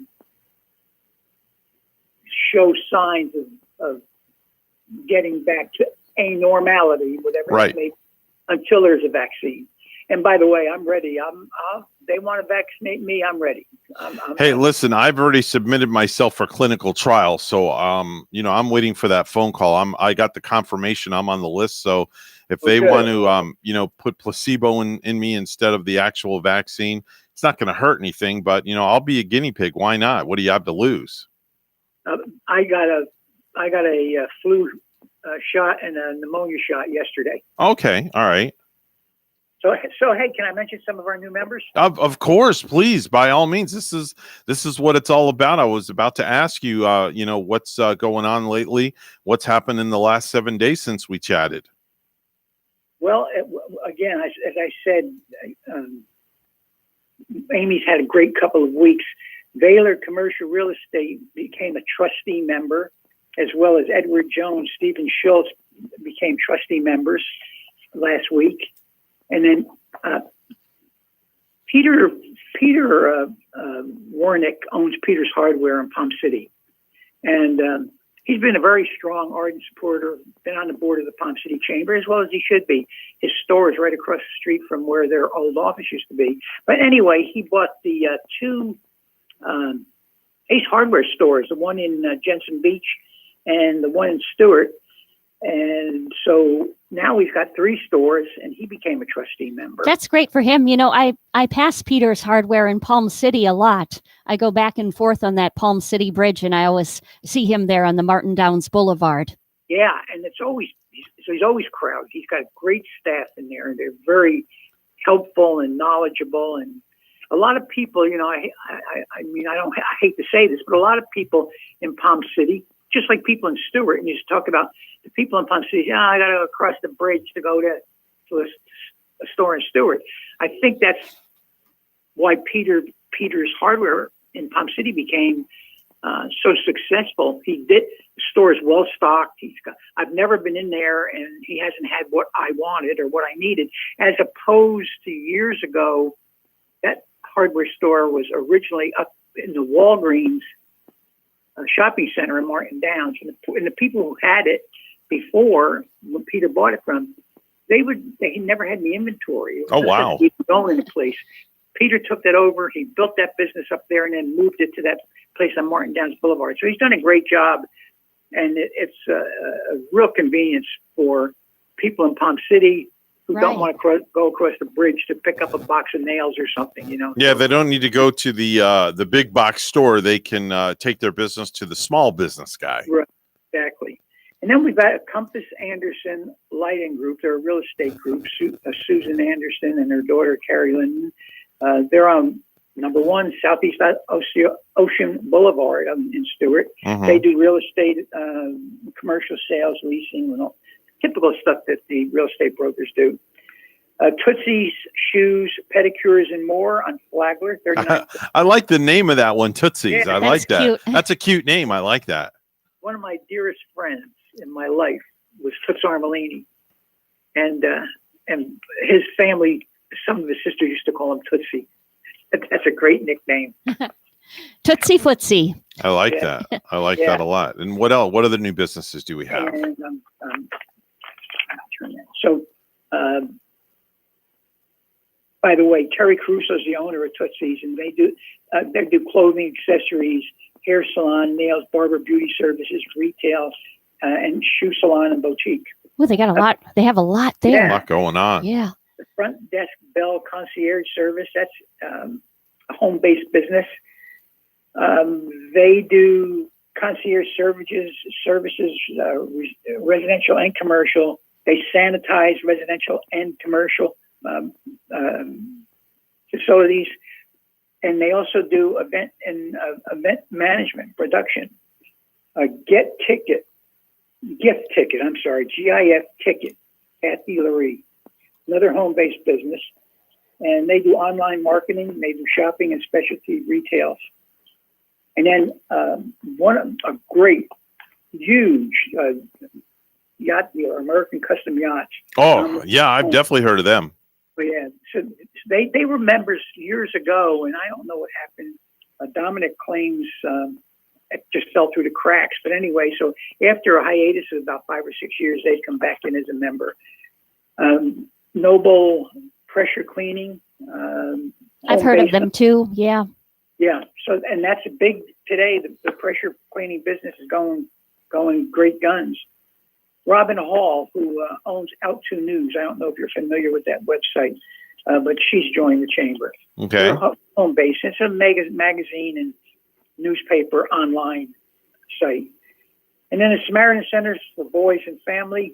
It's a nonprofit. Obviously, they work with children. And then New Fitness in Stewart. They do Pilates training, yoga, kickboxing, and all of that physical stuff to get you in shape and keep you in shape. So good week. Again, light at the end of the tunnel. I hope it keeps going. I'm still trying to figure out our budget for next year. I've got to have it ready by the middle of September. So we're continually seeking either new revenue sources and obviously cutting expenses. It's not a fun time not to have to do that, but it is what it is, and we're getting through it. It sounds like that this past week has been your busiest week at the chamber for new businesses. It has been. Yes, it has been. In fact, the last 3 weeks have been, like I said, I think Amy's brought in somewhere around 15 to 18 new members in the last 3 weeks. Amazing Amy. Yes. At her best. Yeah. She always amazes me. Obviously, she's a great salesperson, but she can, she comes up with leads. I don't know where she gets them from. It's amazing. The other thing her asset is, and I've seen her do it, I can't countless numbers of times, is putting people together. I see it all the time, especially with new members. What do you do? She finds out about what they do and what they need and who could help them, and then she puts them together. But prospecting, honestly, I don't know. It's a gift. Sounds like she might be doing 2 or 3 hours every morning at it, and then at night. She doesn't have she doesn't have an off switch. Yeah. Nice. Yeah. Joe, if people want to reach you and they want to get their business involved with the Martin Stewart Chamber of Commerce, how do they reach you? Well, they can call me at 772-287-1088. My extension's 108, but any of our staff can help. You can go to our website, www.stewartmartinchamber.org. Pretty simple, pretty straightforward. That's Joe Catcherbone. He heads up the Stewart Martin Chamber of Commerce. If you need anything done, all things pertaining to your business, they can connect you, they can assist you, and they can get you going in the right direction give them a call. Make sure to go to their website as well. Joe, thanks so much for joining us Thank this you, morning. guys. Have a good weekend, and I look forward to speaking with you next week. We'll speak to you next week. Bye-bye for now. 7:46 right now on the Get Up and Go show with Evan and Bonnie. Let's go to the news desk where Bonnie is standing by. Good morning, Bonnie. Good morning, Evan. A Palm Beach County commissioner is calling for the resignation of a South Florida congressman after social media posts in which he joked about rape surfaced. WPTV's Matt Cessny has the story. The Facebook posting is from 2009, and in it, Brian Mast, who was in the military at the time, seemingly joked about sex with 15-year-olds to a friend. The backlash came quick from his Democratic opponent, Pam Keith. This is disgusting, unacceptable, and dishonorable behavior by any man, and an insult and betrayal to the women he claims to represent. Mast, in a statement, said of the decades-old comment, "I made disgusting, inappropriate jokes that I am embarrassed to have associated with my name today. I am sorry about that part of who I was, and I strive every day to be a better example for my kids." He also clipped Twitter posts from Keith and an exchange she had on Twitter. Mast supporters say she made politically charged and unsubstantiated comments trivializing sexual violence. I am a victim of rape myself. Nyla Pipes is a self-described Republican from the Treasure Coast. And what I think is wrong in our society right now is we have a tendency to normalize sexually inappropriate comments. The controversy has now also sparked attention on what was a somewhat quiet bid for re-election for Mast. And I think it puts him in a very serious situation. Larry Casey is an experienced Republican consultant on congressional campaigns. It seems to me that this will sink in the next couple of days, and this information will flood our mailboxes and our TVs, not necessarily from the Democratic opponent, but from third parties. And I think they will be all over the place on this. Both Congressman Brian Mast and his opponent, Pam Keith, were not available to talk on camera. The election is just 74 days away. In West Palm Beach, Matt Cessny, WPTV. News Channel 5. Florida is going along with President Trump's initiative that gives $300 in federal money each week to the unemployed when it's matched with at least $100 from the state. So then we will be able to then turn around and offer the enhanced benefit with the FEMA Department of Labor approach, but not using the CARES Act dollars. Governor Ron DeSantis says no additional applications are necessary from people who are out of work. Fall classes started Monday in St. Lucie County, but the coronavirus is already impacting schools. WPTV's news anchor Michael Williams has this. St. Lucie County Public Schools say more than a dozen teachers are quarantined after 2 positive tests at one elementary school. The school involved is Weatherby Elementary in Fort Pierce. The district says 2 staff members tested positive for COVID-19, causing 15 teachers in all to be quarantined. The district says no students are being quarantined. Lastly, work is underway to remove a controversial symbol of St. Augustine's past. Crews this week began dismantling the Confederate monument at Plaza de la Constitucion.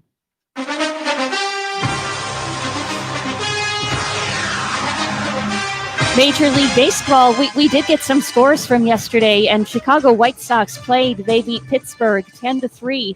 The Atlanta Braves were in a doubleheader with the Yankees, the Braves winning both of the games over the Yankees by a score of 5-1, and then they beat the Braves beat the Yankees again 2-1 in a second game.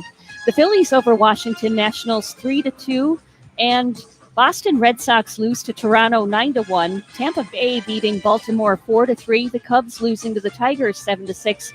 New York Mets win 5-4 over the Miami Marlins yesterday. News time 7:50. We'll have weather and traffic together next.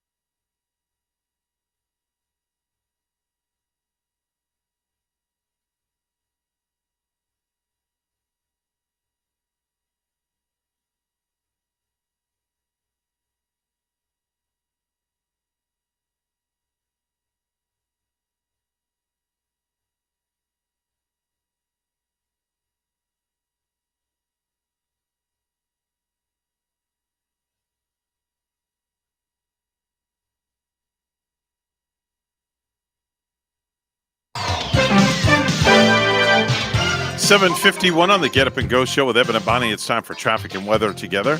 It's all brought to you by Code Red Roofers. Bonnie? Well, you might want to avoid the turnpike this morning if you can. On the turnpike southbound Port St. Lucie at mile marker 148, there is an accident. Now, all of those southbound lanes have been blocked. At least the left lane is back open in that area, southbound on the turnpike. Traffic starting to move a little. Now we have another accident northbound on the turnpike, Palm City at mile marker 133.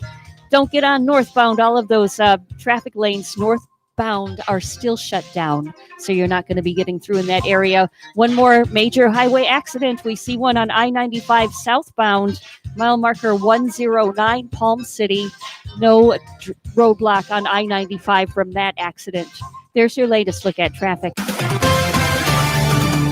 It's 81 in Stewart. Here's our forecast at WPTV. This morning along the Treasure Coast, temperatures starting off in the low 80s, partly cloudy skies with some isolated showers drifting in from off the ocean.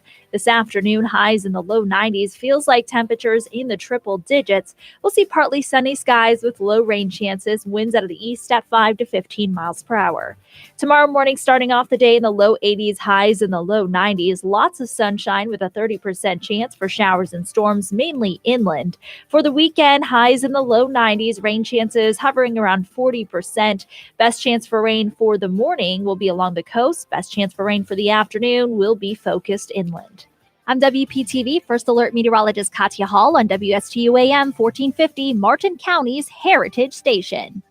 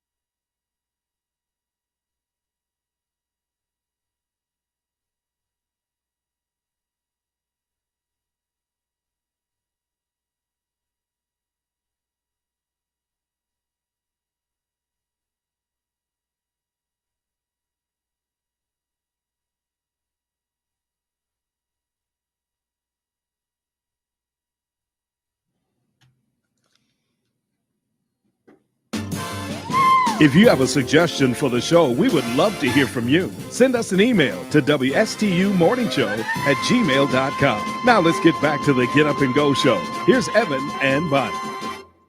Eu estava às margens do rio. Here's just a little tease of what you're in store for next hour. My very special guest. His name is Tim Storms. He's a voiceover artist, and also, from what I understand, he holds the world's record, I think, for like having the lowest bass voice. That lowest octave. Or something of that sort. We'll find out from him, but I'm really, really excited to have him on. We'll have to find out how low. Oh, he can go low. I wonder if he's lower than that guy from the Statler Brothers. He had the Elvira and the Boom Chugga Mama. He had a low one too. Yeah, definitely so. We're gonna let this play out and take us all the way to the top of the hour news. So we'll say that we're WSTU Stewart. We're Martin County's heritage station. The news is coming up next, and then my very special guest, Mr. Tim Storms, is going to be here. The voiceover guy does voice acting and also performs as well. Interesting career, and we'll find out more about him coming up after the news. Don't go anywhere. Então, navio de Sião, eu vi. No seguro navio estava o capitão. Puto vir o meu nome chamar. Vamos a bordo este navio.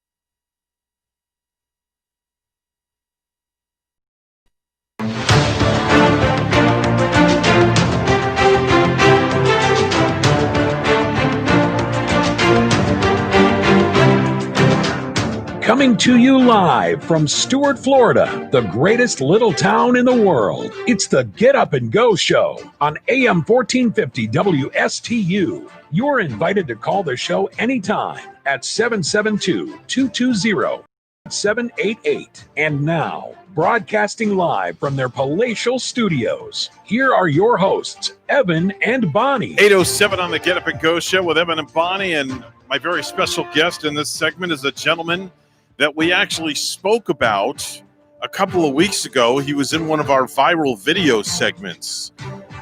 He is known throughout the world as having the lowest bass voice on record throughout.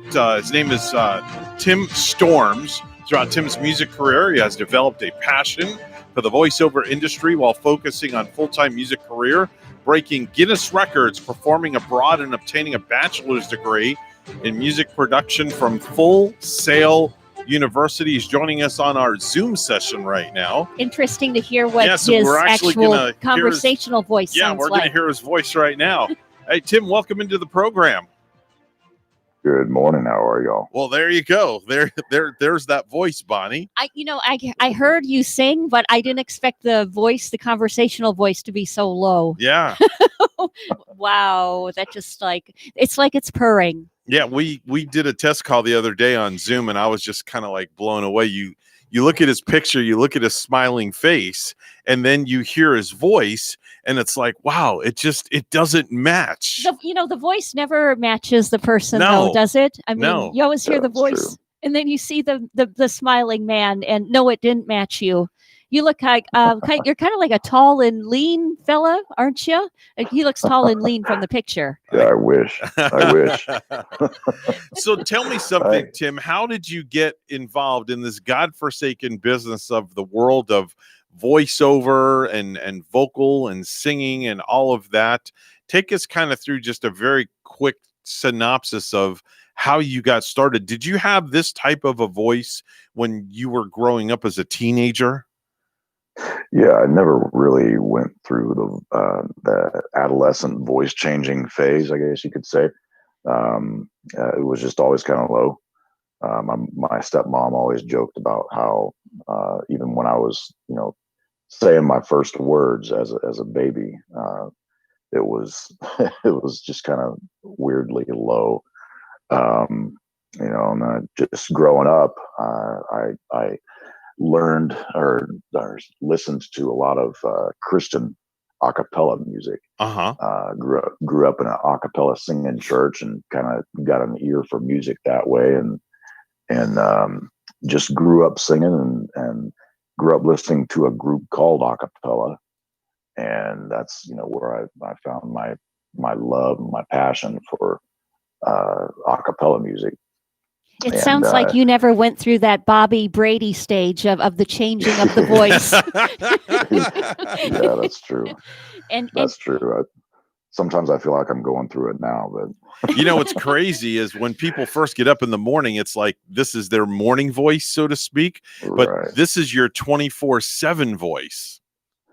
yeah. I just it's funny because I have asthma and allergies and whatnot, and my voice is like this all the time unless my asthma or allergies are screwing with it, and then it's higher. It's funny because if I get sick, my voice I lose a lot of my low range. Wow. Whereas Yeah. your normal guy, if your normal guy gets sick, all of a sudden they've got this this bass voice and they can sing low stuff. But with me, it's the opposite.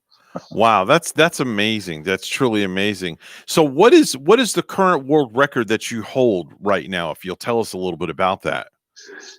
Yeah, it's the note. If you attribute a musical note to it, it's called a G-7, which in frequency terms, it's 0.189 hertz, which is it's a little over 7 octaves below the piano. Basically, if you take a piano, set it to the left side of a piano, that's about how low the lowest note is. Wow. If you go all the way down, yeah.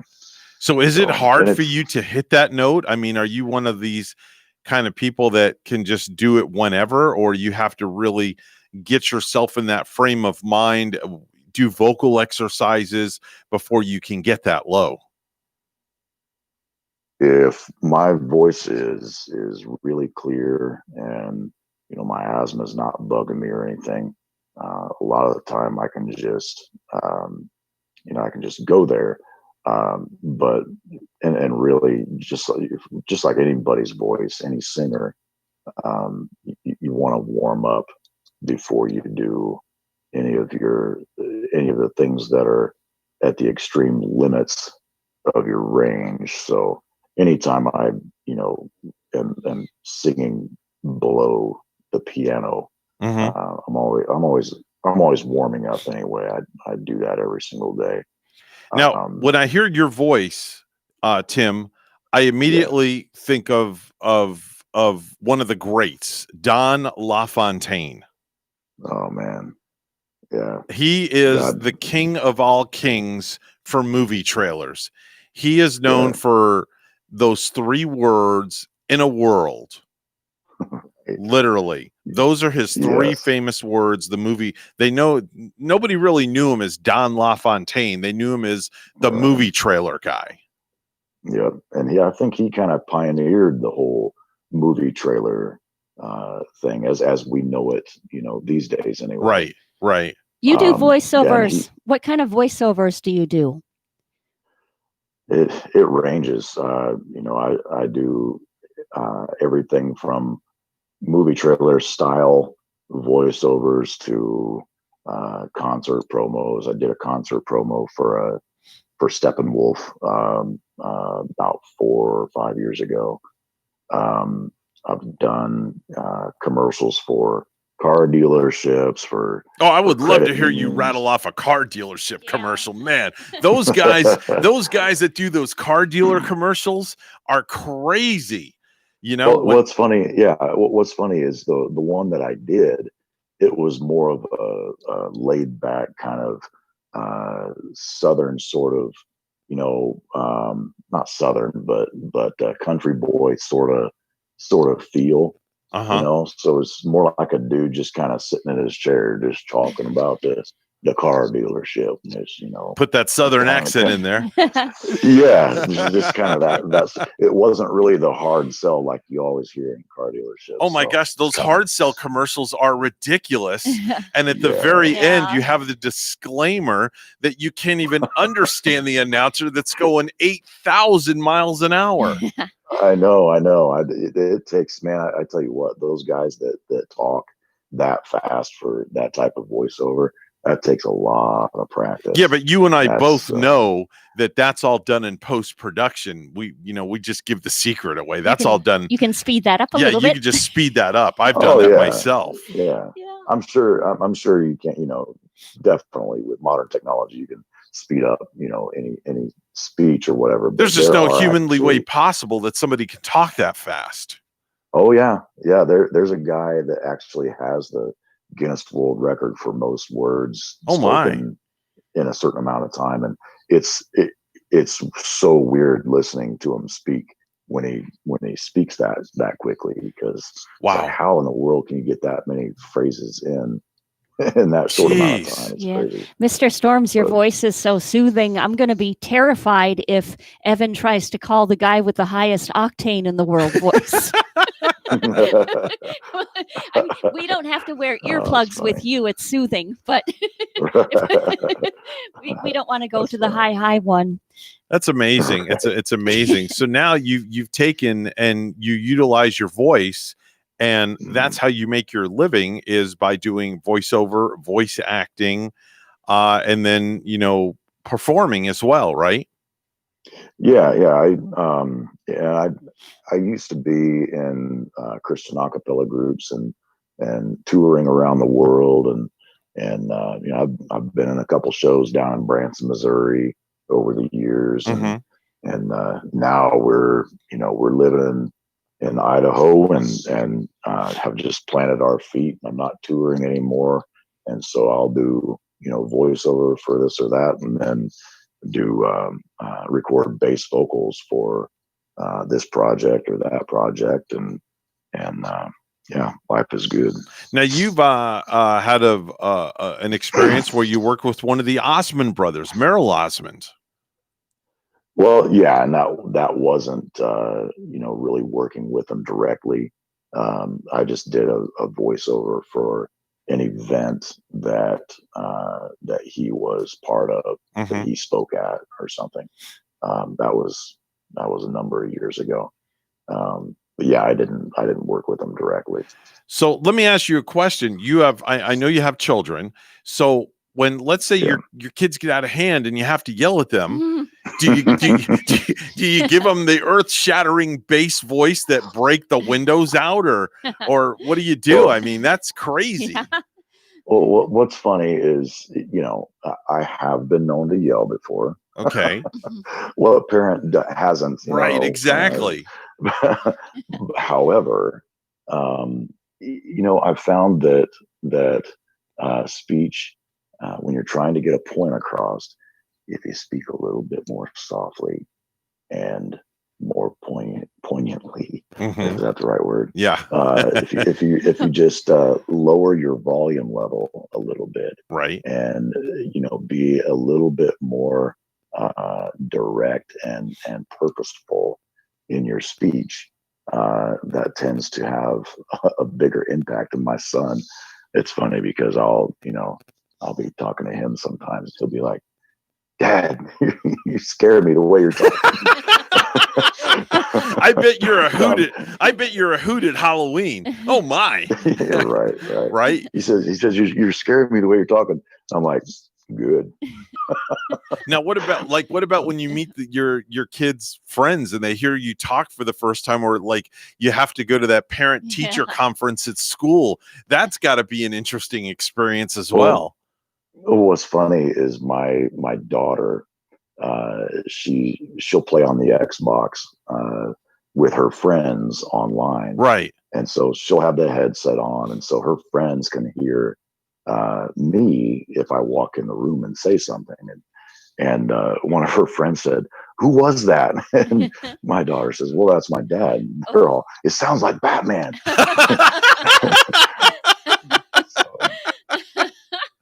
That's hilarious. Oh my. Wow. Jeez. Does your son have your voice quality? Sometimes it is like father, like son, hard to tell father and son apart. Well, he there are so many things about us that are alike. He's a mini me. But he doesn't quite have the he still has his 14-year-old, well, he's almost 14 year old voice. He hasn't quite hit that voice change yet. Okay. When did your voice hit? When did your voice change? It didn't really. It was just always, I didn't have that cracking phase, that adolescent, kind of cracking phase. It was just always kind of low. Wow, you just came right out of the womb, just like that, right? Yeah, pretty much. I can imagine what your first delivery room. Right, I can imagine what your first cry sounded like. Earth shattering. Mama would talk to him in that baby voice, goo goo goo goo goo. Yeah, right. And then a powerful man voice coming out already. Wow. I've really enjoyed my time spending with you this morning, Tim, on the morning show here with myself and Bonnie, and gotten to know you and stuff like that. And I want to take a moment and just say a prayer. I know your daughter hasn't been feeling well, so well wishes to your daughter, and I appreciate that. With your voice career and your musical career, just want to take a moment and wish you the best of luck in your future endeavors going forward with all the different projects that you work on. And we're going to keep your number, and we're going to definitely have you back on as a guest sometime. And I know it's kind of early out there where you are in Idaho. It's like 5:21 in the morning, right? Yeah, it's a little bit early. Yeah, but your day starts early though. You get cranking right away in your little studio there. Yeah, I do. But I tell you what, I appreciate y'all having me on, and definitely appreciate the prayers. So no problem, Tim. Thank you so much. That's Tim Storms. You can go to his website, by the way. It's timstormsvo.com. timstormsvo.com. You can see videos there. You can see samples of his work there. Check out his website, timstormsvo.com. Tim, again, thank you so much. I appreciate you being with us, and we will talk to you soon. And prayers for your daughter. Hope she gets well and gets back up on her feet soon.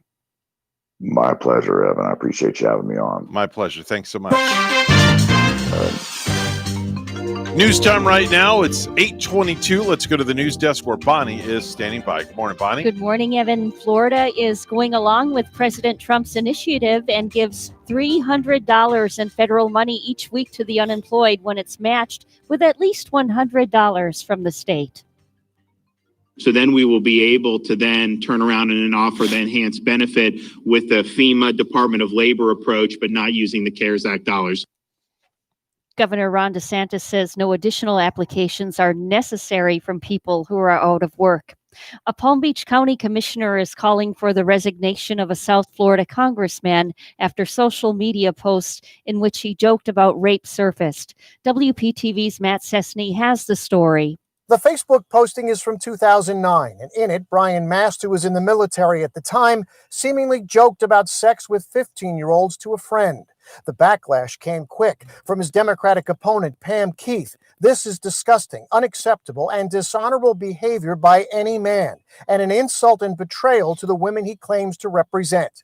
Mast, in a statement, said of the decades-old comment, "I made disgusting, inappropriate jokes that I am embarrassed to have associated with my name today. I am sorry about that part of who I was, and I strive every day to be a better example for my kids."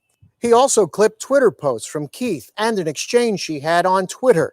Mast supporters say she made politically charged and unsubstantiated comments trivializing sexual violence. I am a victim of rape myself. Nyla Pipes is a self-described Republican from the Treasure Coast. And what I think is wrong in our society right now is we have a tendency to normalize sexually inappropriate comments. The controversy has now also sparked attention on what was a somewhat quiet bid for re-election for Mast. And I think it puts him in a very serious situation. Larry Casey is an experienced Republican consultant on congressional campaigns. It seems to me that this will sink in the next couple of days, and this information will flood our mailboxes and our TVs, not necessarily from the Democratic opponent, but from third parties. And I think they will be all over the place on this. Both Congressman Brian Mast and his opponent, Pam Keith, were not available to talk on camera. The election is just 74 days away. In West Palm Beach, Matt Cessny, WPTV, News Channel 5. During the first week of school, students in both St. Lucie and Indian River counties have been dropped off at the wrong bus stops and far from their homes. WPTV Derek Lowe has details. The parent we spoke with says his 12-year-old daughter was forced off of the bus nearly 2 miles from where she lives at an apartment complex with a similar name. Not to believe a child when they tell you that's not where they live and kind of escort them off the bus. I'm mortified. Peter DeGraff says he is thankful his 7th grade daughter is okay after having to walk alone for more than a mile after school. Fortunately, she knew to pick up the phone and call, and she knew what to do, but that is very scary, for her or any child. St. Lucie Public School officials said in a statement that the student was dropped off at a community that is very similar in name to the one in which she lives, and that the district takes full responsibility for the mistake, and that the driver is away from students while an investigation is underway. I don't know how you screw this up. In Indian River County, 3 students from Citrus Elementary found themselves lost on Monday after a substitute bus driver dropped them off at a wrong stop. The mother called the sheriff's office after her kids did not get off at the right stop, and within minutes, they were found. It's like one of those things you hear, and then I said, repeat yourself? Because I couldn't believe it. St. Lucie Public School officials say that the bus driver that told the 12-year-old to get off of the bus is now being placed on a temporary duty assignment. Reporting in Port St. Lucie, I'm Derek Lowe, WPTV, News Channel 5. Lastly, Florida's new coronavirus case totals are back over the 3,000 mark after falling below for 3 days in a row. There were more than 3,300 reported yesterday, along with 153 fatalities.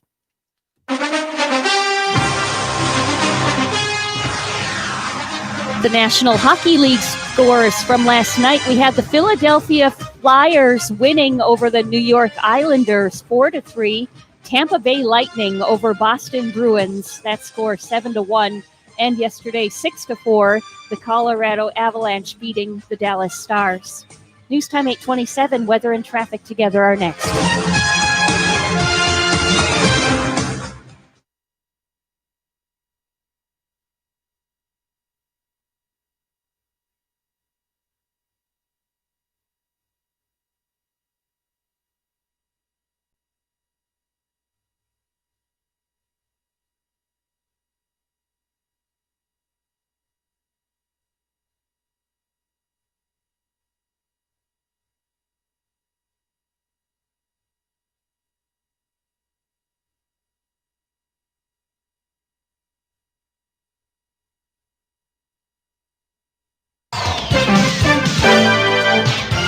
$8:28 the time on the Get Up and Go show. It's time for traffic and weather together, all brought to you by Code Red Roofers. Bonnie? Well, there's been trouble on the Turnpike this morning. Now, I want to tell you about the accident Turnpike southbound at mile marker 148, Port St. Lucie. The south lanes were all blocked, but it looks like those lanes are cleared now southbound on the Turnpike from that accident.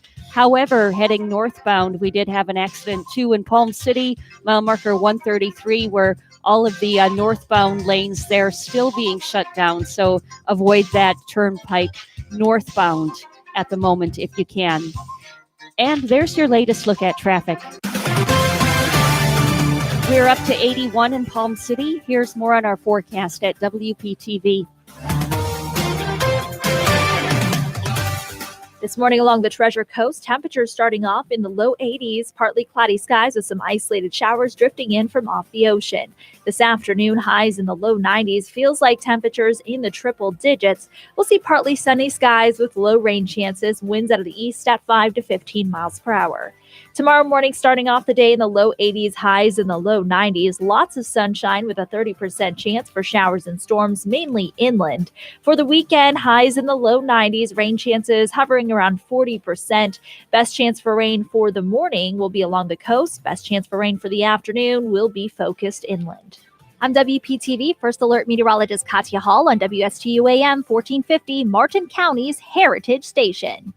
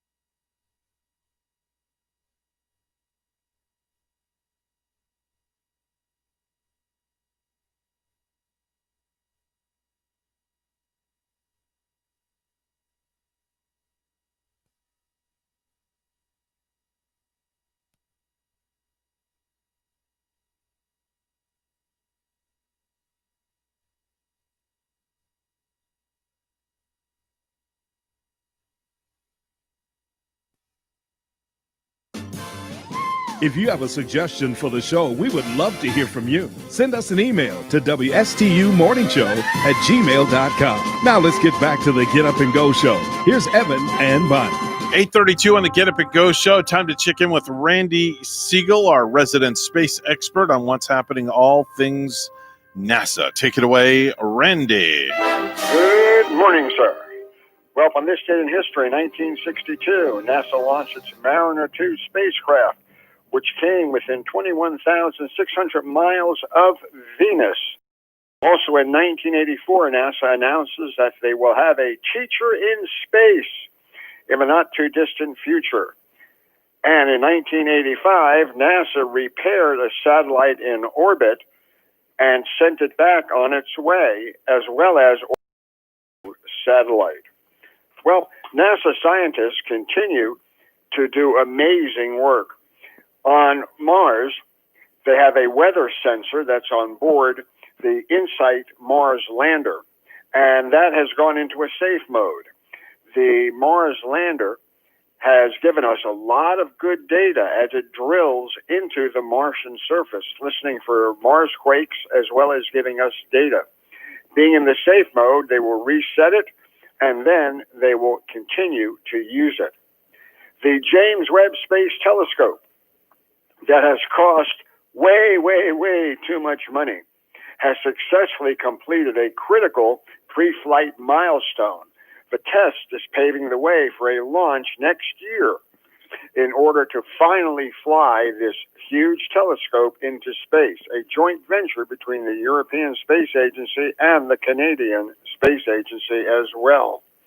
SpaceX has also test fired at Boca Chica base in Texas their SN6 spaceship. It's a rocket engined used with a Raptor engine that has moved the vehicle up a little bit higher. Right now, they've battened down all the hatches in Texas due to the hurricane heading their way. We want you to know that a Texas A&M professor has been charged with conspiracy and making false statements, wire fraud on allegations that he had secretly collaborated with the Chinese government. Zhang Dong Cheng, 53 years old, an engineering professor and a NASA researcher, said that they say he obscured his affiliation with China. Not a good thing to do. We also are sad to report that last night we had a delay in the launch of that Delta IV rocket with the National Reconnaissance Orbiting Satellite. The delay was caused because of a ground system that created a problem. This may, in fact, cause a ripple effect on launches that were scheduled to go 1, 2, 3 from Cape Canaveral. We'll keep you apprised as we move forward on that. Astronaut Gerald Carr, 88 years old, who was a Skylab astronaut, has passed away, apparently from natural causes. Gerald Carr had a long history with NASA, and he was very instrumental in the Skylab program. He also did a lot of work for NASA before he retired and went into private industry, where he helped develop crew systems for the International Space Station. So we say to him, rest in peace. We also note the passing of Donald D. Arabian at 95 years old. He was the first ever to visit a Chinese launch facility and was able to bring back information on the Chinese space program. He was also a member of the National Space Council. Jacob Van Zel has also passed away.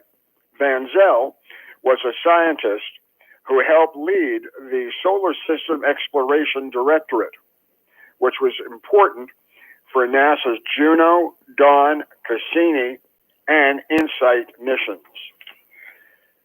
On board the International Space Station, the astronauts continue to do good science work, and they have found that bacteria can live for years in outer space, something they did not know could happen.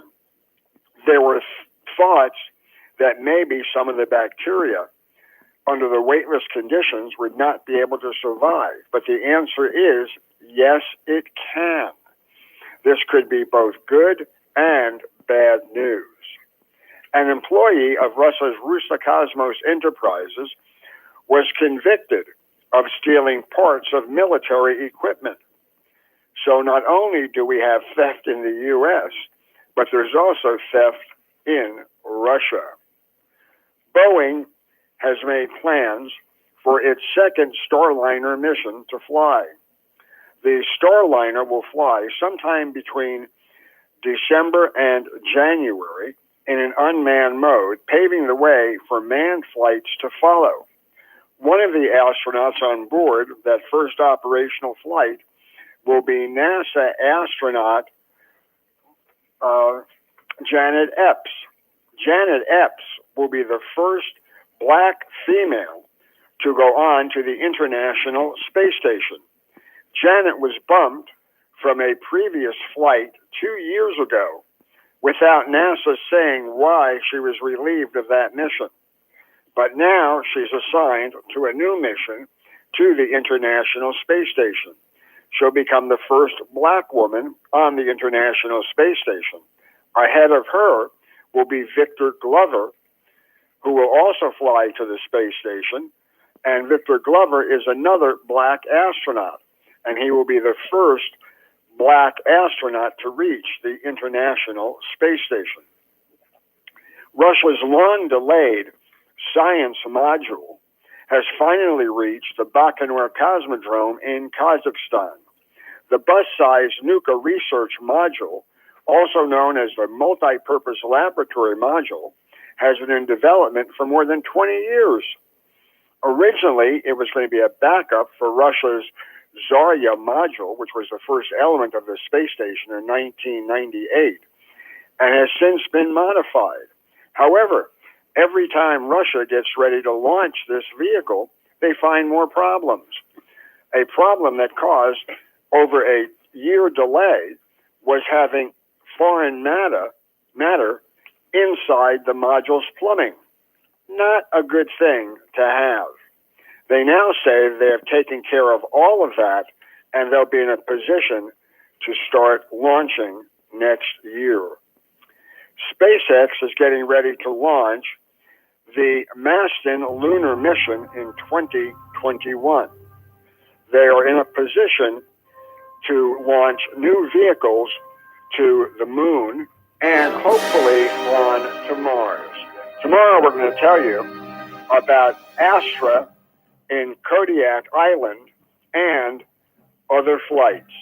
So until then, have a great day, everybody. That's Randy Siegel with the Space Report. He's on the program here each and every weekday at 8:30. Let's head over to Ellie's Downtown Deli, where Bonnie's standing by. Good morning, Bonnie. And Chef Mark at Ellie's Deli says, come on out and support the Bono and Turbin families on Sunday. This coming Sunday is a barbecue. It's a special barbecue, and all the purchases are going to go toward of course, the medical and funeral expenses of the Bono and Turbin families. A barbecue with all the fixings. Bring the family out for it on Sunday from noon to 4. Tickets are only $10. Can be purchased in advance or right at Ellie's Deli. Very easy to find, too. Just take Colorado, and Ellie's right on the corner of Colorado and 6th Street in Stuart. So come on out Sunday, noon to 4, and support. And get your lunch today, too, from Ellie's. You might want to order the Southwest Club. Comes with oven gold turkey, smoked bacon, spicy cilantro mayo, tomatoes, leaf lettuce on toasted wheat. Get it with a bowl of soup. Mark makes the soup fresh for you at Ellie's Deli each and every morning. Ellie's Downtown Deli in Stuart now has their patio back open, plus they're at 50% dining inside with that full menu for pickup or delivery. Ellie's also has the full dinners available for takeout, plus their fabulous desserts as well. Get some Oreo pie today. Call 772-781-6605 to order and pick up today. They're located 18 Southeast 6th Street, just off Colorado in Stuart. call 772-781-6605. Ellie's Downtown Deli, Stewart. Time for the Precious Metals Report. It's all brought to you by St. Lucie Jewelry and Coin. Gold is opening up at $1,932.40 an ounce. Gold opening up at $27.06 an ounce. That's the Precious Metals Report. And, of course, it's always brought to you by St. Lucie Jewelry and Coin. 8:43 news time once again. Let's go to the news desk. Bonnie's standing by. Morning, Bonnie. Good morning, Evan. During the first week of school, students in both St. Lucie and Indian River counties have been dropped off at the wrong bus stops and far from their homes. WPTV's Derek Lowe has details. St. Lucie County Public Schools say more than a dozen teachers are quarantined after 2 positive tests at one elementary school. The school involved is Weatherby Elementary in Fort Pierce. The district says 2 staff members tested positive for COVID-19, causing 15 teachers in all to be quarantined. The district says no students are being quarantined. And let's get to the story of the Indian River counties being dropped off at the wrong stops far from their homes. Oh, we have some technical difficulty right now just getting that news story, and we apologize about that. On to a Palm Beach County commissioner is calling for the resignation of a South Florida congressman after social media posts in which he joked about rape surfaced. WPTV's Matt Cessny has the story. The Facebook posting is from 2009, and in it, Brian Mast, who was in the military at the time, seemingly joked about sex with 15-year-olds to a friend. The backlash came quick from his Democratic opponent, Pam Keith. This is disgusting, unacceptable, and dishonorable behavior by any man, and an insult and betrayal to the women he claims to represent. Mast, in a statement, said of the decades-old comment, "I made disgusting, inappropriate jokes that I am embarrassed to have associated with my name today. I am sorry about that part of who I was, and I strive every day to be a better example for my kids." He also clipped Twitter posts from Keith and an exchange she had on Twitter. Reporters say she made politically charged and unsubstantiated comments trivializing sexual violence. I am a victim of rape myself. Nyla Pipes is a self-described Republican from the Treasure Coast. And what I think is wrong in our society right now is we have a tendency to normalize sexually inappropriate comments. The controversy has now also sparked attention on what was a somewhat quiet bid for re-election for Mast. And I think it puts him in a very serious situation. Larry Casey is an experienced Republican consultant on congressional campaigns. It seems to me that this will sink in the next couple of days, and this information will flood our mailboxes and our TVs, not necessarily from the Democratic opponent, but from third parties. And I think they will be all over the place on this. Both Congressman Brian Mast and his opponent, Pam Keith, were not available to talk on camera. The election is just 74 days away. In West Palm Beach, Matt Cessny, WPTV, News Channel 5. Florida is going along with President Trump's initiative that gives $300 in federal money each week to the unemployed when it's matched with at least $100 from the state. So then we will be able to then turn around and offer the enhanced benefit with the FEMA Department of Labor approach, but not using the CARES Act dollars. Governor Ron DeSantis says no additional applications are necessary from people who are out of work. Lastly, Florida's new coronavirus case totals are back over the 3,000 mark after falling below for 3 days in a row. There were more than 3,300 reported yesterday, along with 153 fatalities.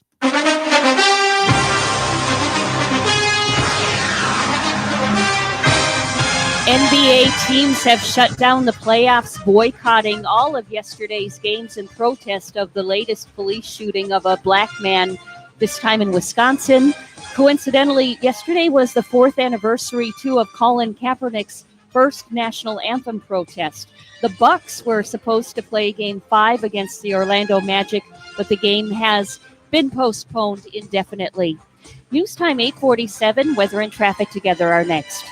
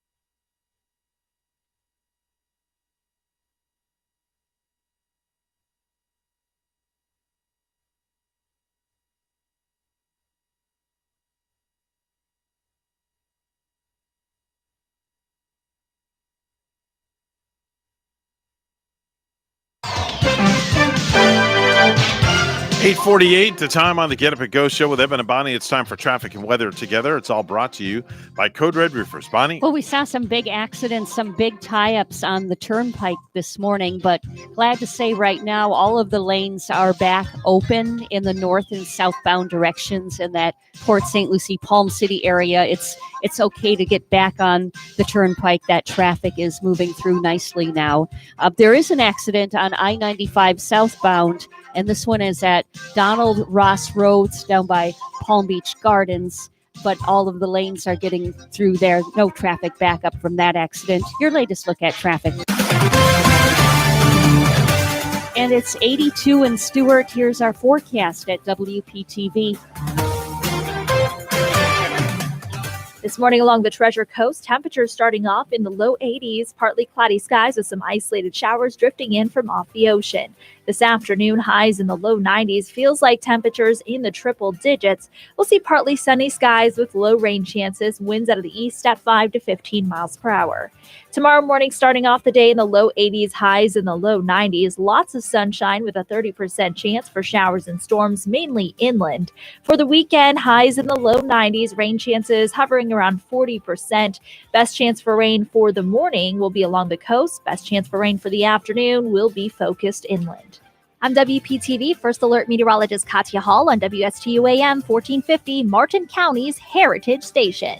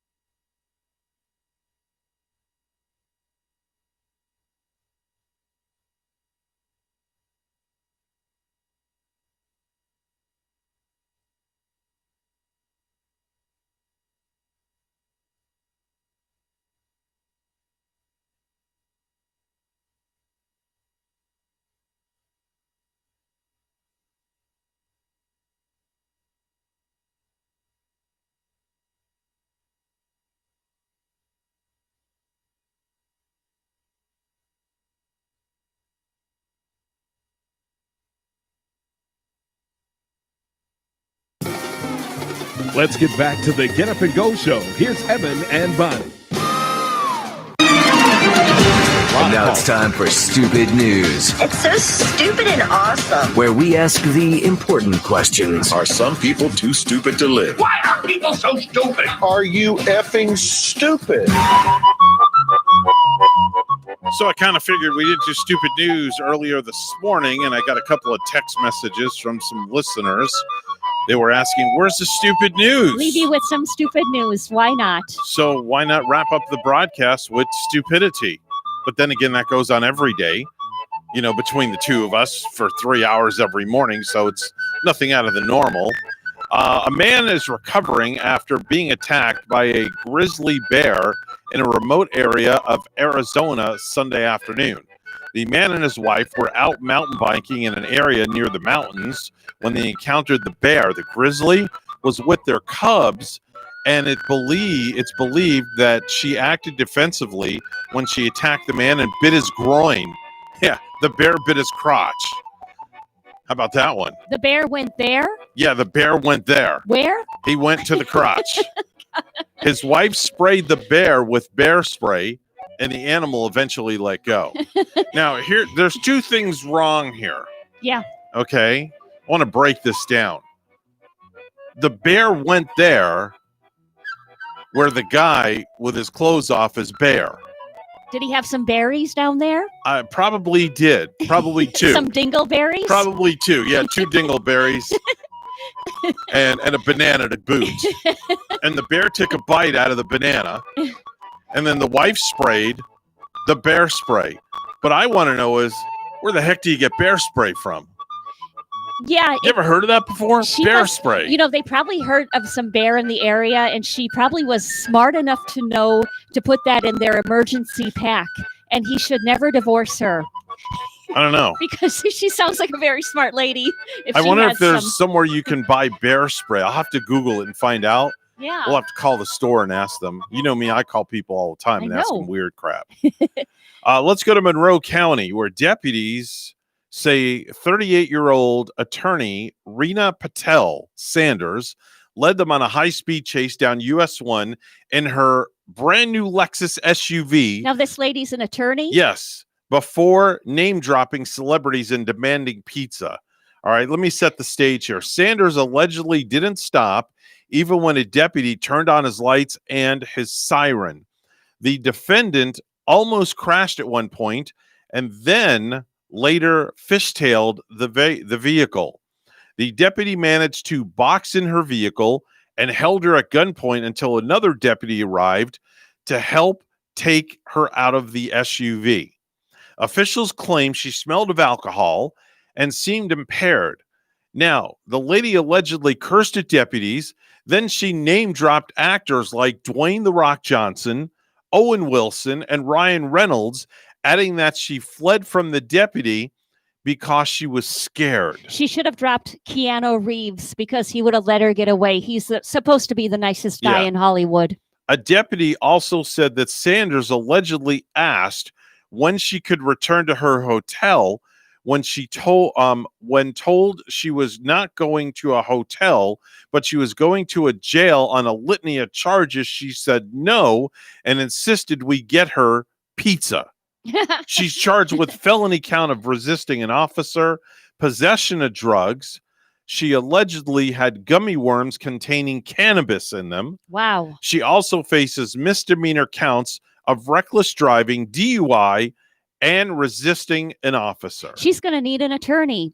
Oh, wait a minute. She is one. She will need an attorney, but not for herself. And can I have a pizza to go with that arrest? Thank you very much. Pepperoni on the side. Lastly, there's a trend that started about 5 years ago, but was really picked up. It's really picked up momentum lately, where women are hiking to the top of a mountain and then they're going topless, all in the name of empowerment. Oh, yeah. And a lot of the women share photos on social media of them topless, but the photos usually just show their bare back from the backside and not the front. Wow. I don't know if I would feel empowered, but it might feel good feeling that breeze. Feeling the breeze coming in. I don't know. To each his own on that one. There better be a good breeze when I get to the top of that mountain. But yeah, it might be a little cold, we'll say. You might want to cover up.